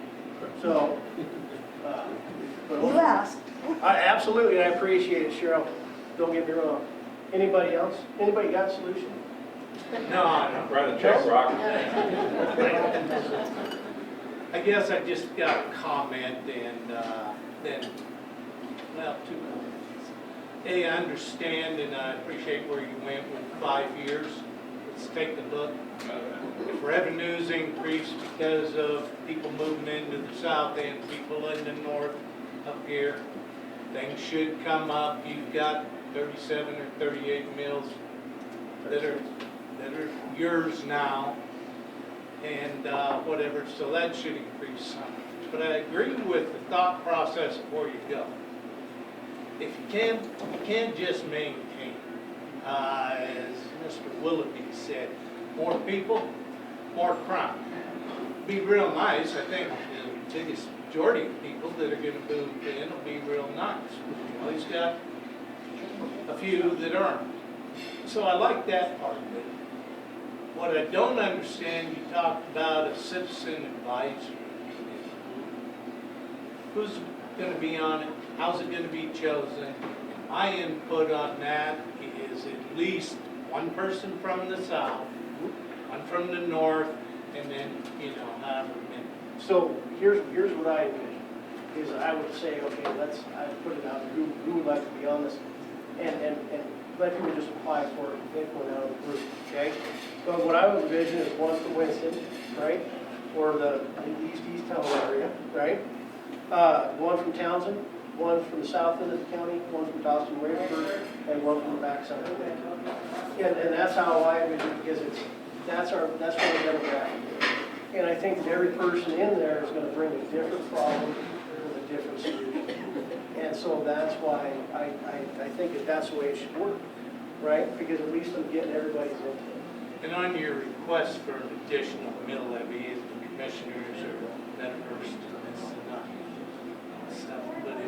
get a mill levy passed, and it's designated to a certain thing, then that's where it's gotta go, by law Absolutely. and stuff. But it's something, you know, that you Yeah, it is. check and recheck. And I like the idea of what you said about, okay, residential values go up, okay, that's fine and dandy, but what if all of a sudden, as Mr. Kim back there said, we're losing on the lumber mill, but we're gonna gain on the brewery. That's normal. It's gonna happen. Hopefully, it all comes out as a plus. And then we go from there. But if you don't need it, having the ability to say, instead of 30 mills for this extra levy, I only need to levy 20 this year. Or do you sit and ask people, do I do the 30 and save those monies as a cash reserve for the days that the lumber mills shut down, things like that? That's why you have the committee. Yeah. Yes. The committee helps keep it And I accountable. kept hearing about the committee. I wanted a little more clarification on that. And I think that's where, you know, and it's, you know, what everybody said, you know, we need more officers, okay? So if I'm looking at it and I say, okay, it looks like, let's say we had $100,000 extra. Well, okay, I can hire a guy because it cost me $75,000 in wages and benefits, and then I add another $6,000 or $7,000 to equipment, then I gotta buy a $39,000 car, right? And then I gotta put all the equipment in for $15,000. That's what I gotta pay. So do I say, okay, I can hire one more deputy this year and we'll put them up on the north end? You know, one of the things we try to do is we try to get people where they need to be, but the cost of doing business is just it's expensive. And one of the things that I talked about before, when we were down at Three Forks, is people always ask me, why are you buying police vehicles? You know, everybody says, why are you buying a police package? Well, because if my officer gets killed in line of duty in a car crash, and it's not a police vehicle, it's not built for police work, the government will not pay the family in the line of duty death benefit. No different than the $1,200 that I spend on a vest. If I give them a vest that belongs to somebody else, they get shot and killed, and that vest wasn't designed for them and built for them, they don't pay. So, you know, I'm appreciating when I say this, okay? I'm gonna pay you $22.60 an hour. Now, on top of that, legislation mandated that 11.25% of your paycheck goes to your retirement, okay? Because we had an issue with retirement in 2017. So 11.25 of that goes away, so now you're down somewhere over here. Uncle Sam takes about 46% of my check every pay, okay? Between taxes and... Yeah, you do too. Oh, no, we don't. So we have that, so I'm gonna pay you that great wage, but then I'm gonna put you in something, in a position where if you get killed on the government's not gonna take care of you. And I can't do that. I can't do that to people that put their lives on the line for such a amount of money. For me, it's important to buy that $1,200 vest to make sure it's designed for them, or put them in a car that's gonna be roadworthy and safe.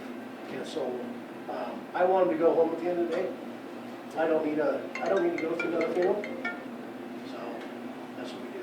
So, Yes, sir. on your budget, just because I'm not exactly sure how this works, what percentage of your budget is off of dedicated mills as opposed to the commission gives you X thousands of dollars? 26%? How much? For tax dollars? Tax dollars, 635 out of 2. So, because it sounds like the concern is that if you get the mill, then the county's going to subtract something from the part that's discretionary. What I would recommend is that commissioners can cut your ears if you want. What I've always wanted was that every department gets a certain number of mills for that purpose. That's locked in. So if there are 36 mills, give them 36 mills. If the county grows and values go up, we have 36 mills is worth more. But everybody has a set number of mills. They'll all get more money as value goes up. So you're not moving money around. Local government cannibalism is the worst thing you can do in your budget. You know? And to have a situation where it's uncertain from one year to the next, how much that department is going to get. Doesn't matter if you're the treasurer, the sheriff, or the prosecutor, or whomever, it's really hard to do business.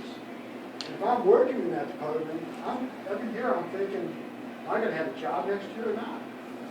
You know, you don't need that kind of unsettled situation when you're trying to perform, valuable government services. Yeah, kind of a comment. If only our local government would concentrate on our regular police instead of garbage police like they are, it would be a lot better. Not quite ready the public safety conversation, but I appreciate the comment. So, they heard. What you're proposing in your mills, does that include enough to bring the wages of your existing members of your department to a level that's reasonable or commensurate with the surrounding area, so you're not losing, so it gives you nothing for retention? So her question was, is this enough to do pay increases to work on retention? No. But the numbers that I threw at you today was just to keep things status quo. Exactly as they are today. That's all it is.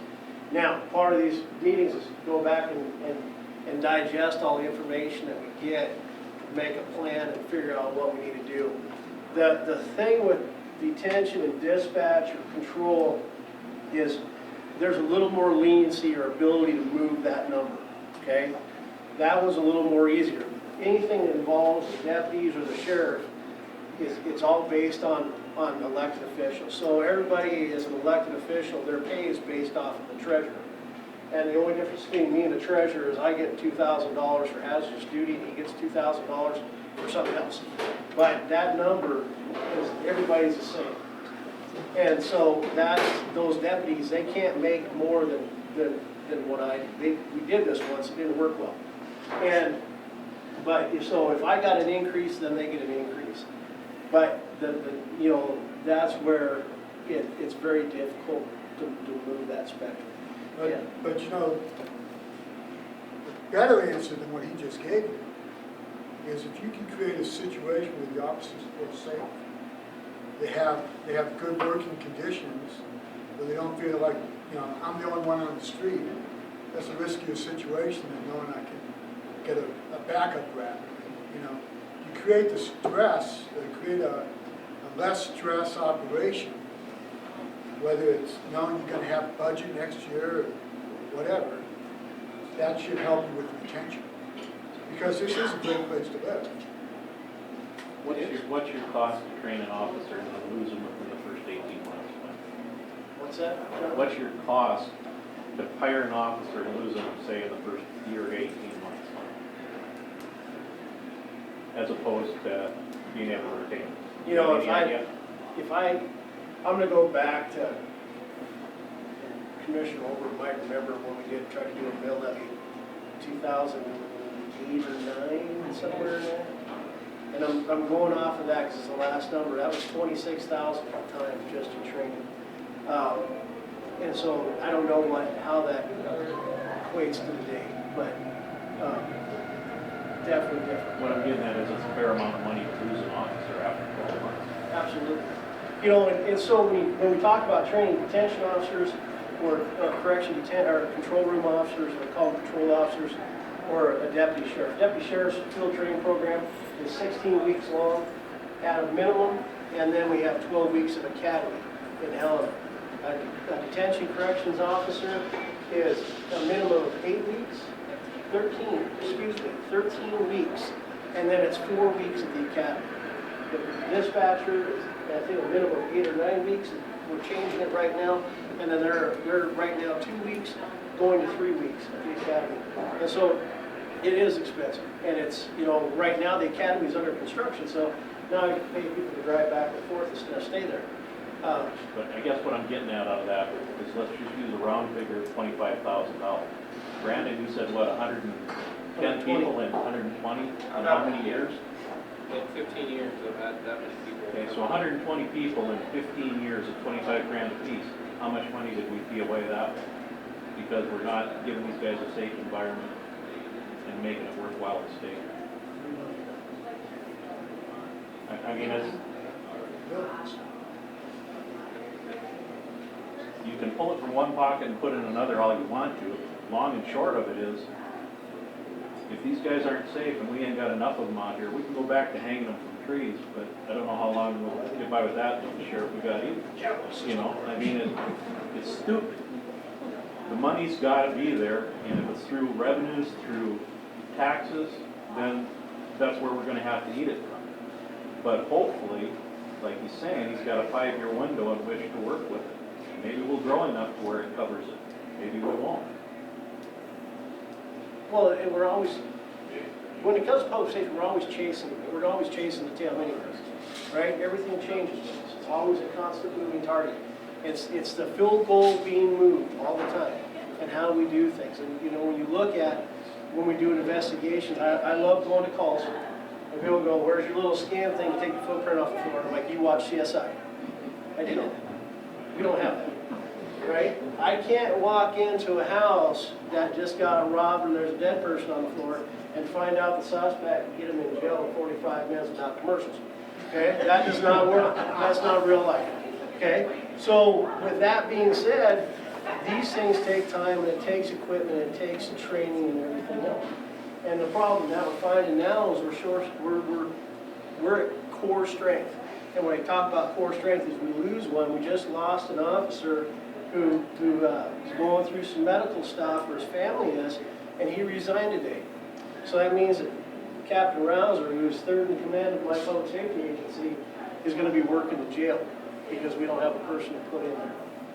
Okay, so he's going to go down and work in the jail instead of being available to work on the street. That's not how we do business. It's not how we should be doing business. It's not the right thing to do. But we got to be able to change how we conduct it with funding that's sustainable. Okay, the jail revenue, yeah, it worked great for a long time. It just doesn't work anymore. And now, as public safety, we're losing, and we're going to continue to lose. And that's under that same fashion. So we have to think outside the box and do something different. Anybody else? Chad, Chris. Just one comment. I question sanity. Anybody else do this? Second thing is, in the time that I've been here, I watched my property taxes go up with my property values. I think that, I appreciate you guys for, for the last part of the comment. Just tell me what I gotta do to try to help you guys out. I think that's kind of what a lot of people say. What can we do to help you? I know you're asking us, like, what can we do to serve you better? I think you're doing an awesome job. What can we do to help you guys out? Needs and know. Good job. Well, I think that's what it's going to come down to. Yeah. We have a lot of support at the sheriff's office. I mean, I would never say we don't have support at the sheriff's office. When we had an issue with some pictures, folks like John Willoughby wrote checks to pay that bill. When National Appreciation, Law Enforcement Appreciation Day came up, I think it was January 19th, citizens came in and dropped off a ton of food. I didn't get any of it, but staff did. Here just on the 12th of February, John Fuchs and the folks down at the commercial bar, they came in, brought pizzas for the morning shift. They came in and brought pizzas for the evening shift. We have a lot of support here. We need that. We just want to continue to make it better. Unfortunately, everybody comes from somewhere, right? And everybody sees the services they got wherever they came from, and they still have that expectation of the service here. And as much as I keep telling people this is not Mayberry, I'm not Andy Griffith, and that is not Barney Fife. Might be reversed. I might be Barney Fife, and he might be Andy Griffith. I think it's important that we work together as a community to make sure that we all go home safe. So support is a huge thing. So thank you. if you didn't get one of these, it's our survey, please take it. What are the numbers up to now? Probably about 7. So we've had 70 people take that. There's just 10 questions in it, I believe, 11. If you would, if you want to write it down, There's a little slip right here. Please do that so we have some more information on what we need to do. When I will. It's called modern day technology. I want to ask one last question. I know everybody's sick of me asking questions, but it's kind of off of what he said. You've asked us what we want, but for you to make this thing run right and run perfectly in an ideal world, to make it safe for these guys, tell us what you paid. I don't know what that looks like yet. I know you I don't. honestly don't.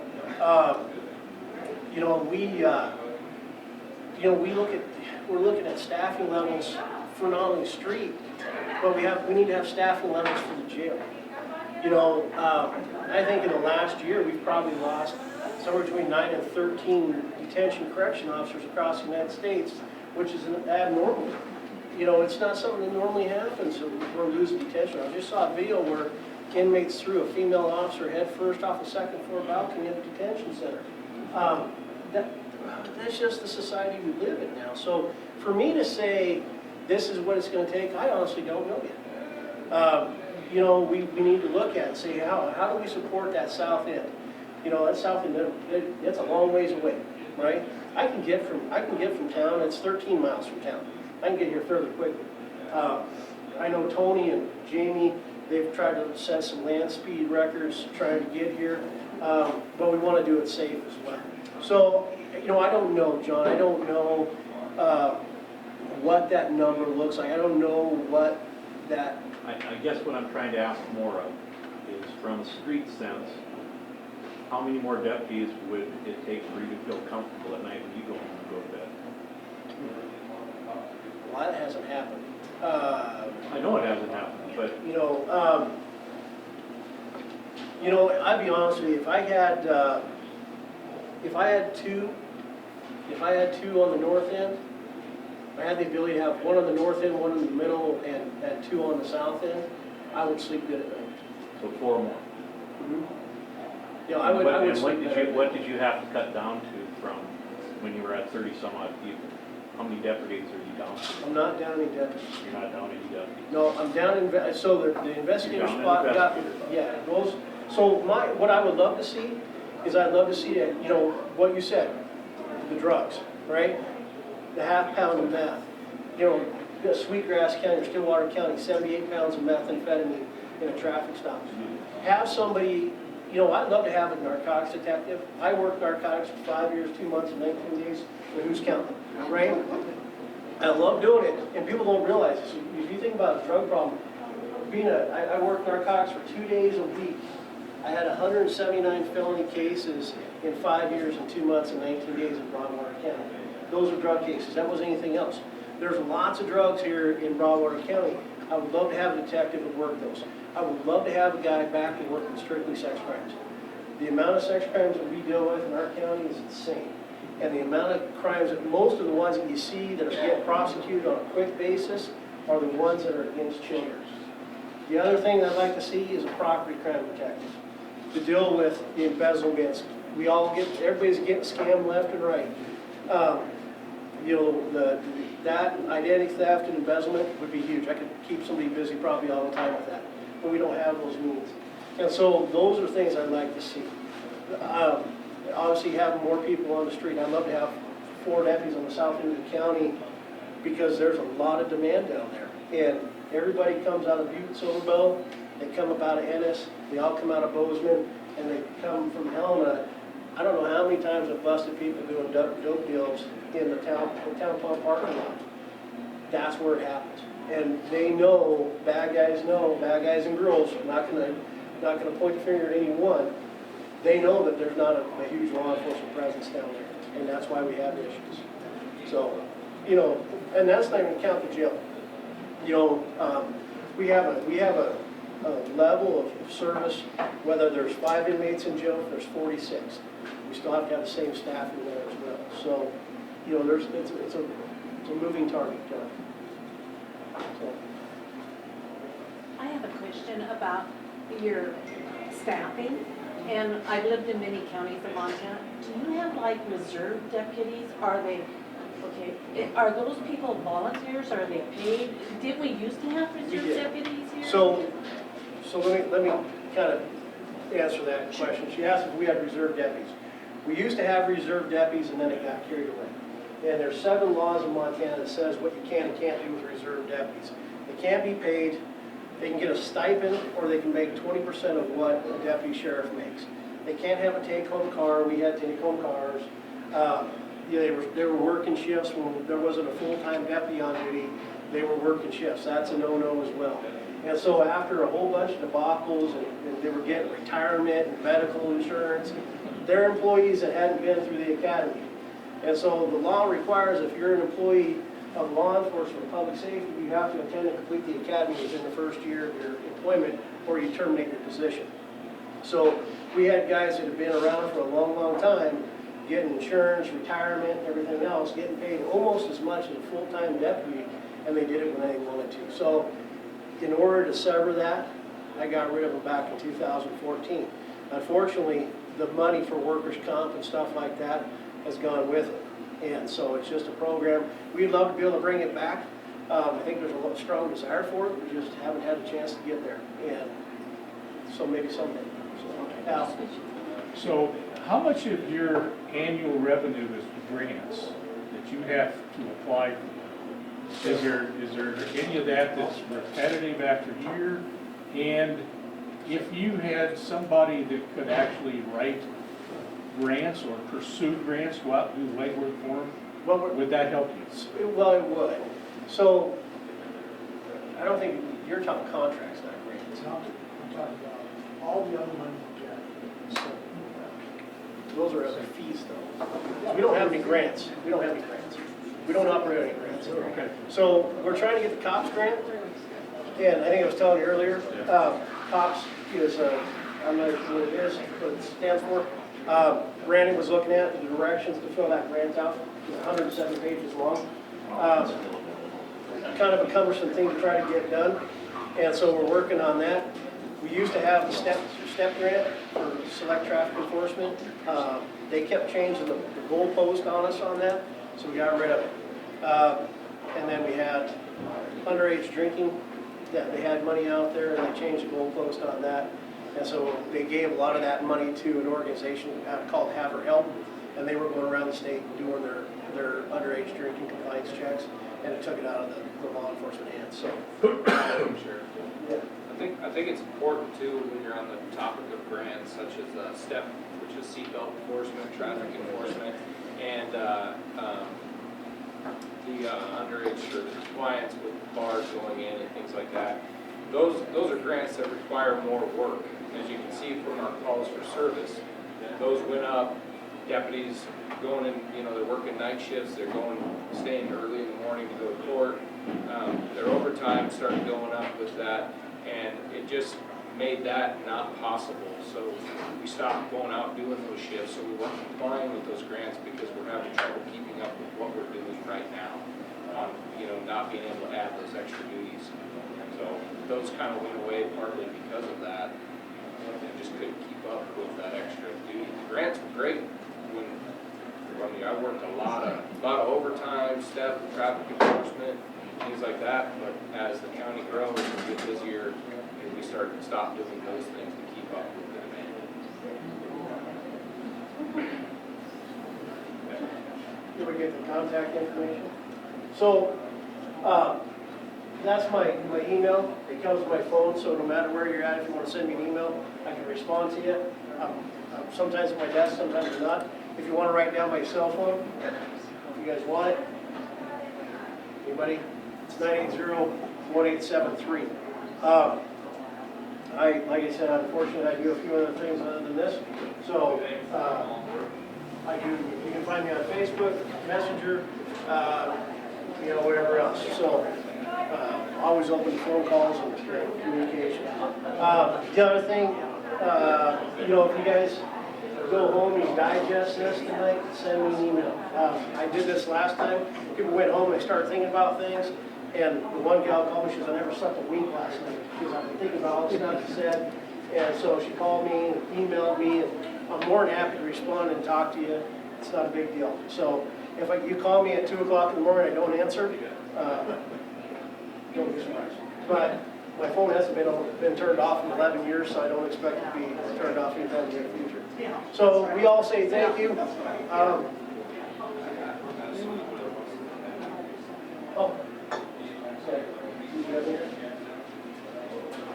So if anybody wants to get information, we have been taking people's emails and contact information.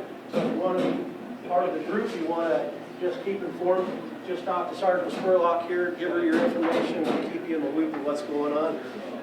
Anybody else have any other questions? When do you expect it? Right now, I feel like I'm drinking out of water from a fire hose. I'll be honest with you. We have a timeline. So we have a meeting again tomorrow night in Townsend. We talk to those folks.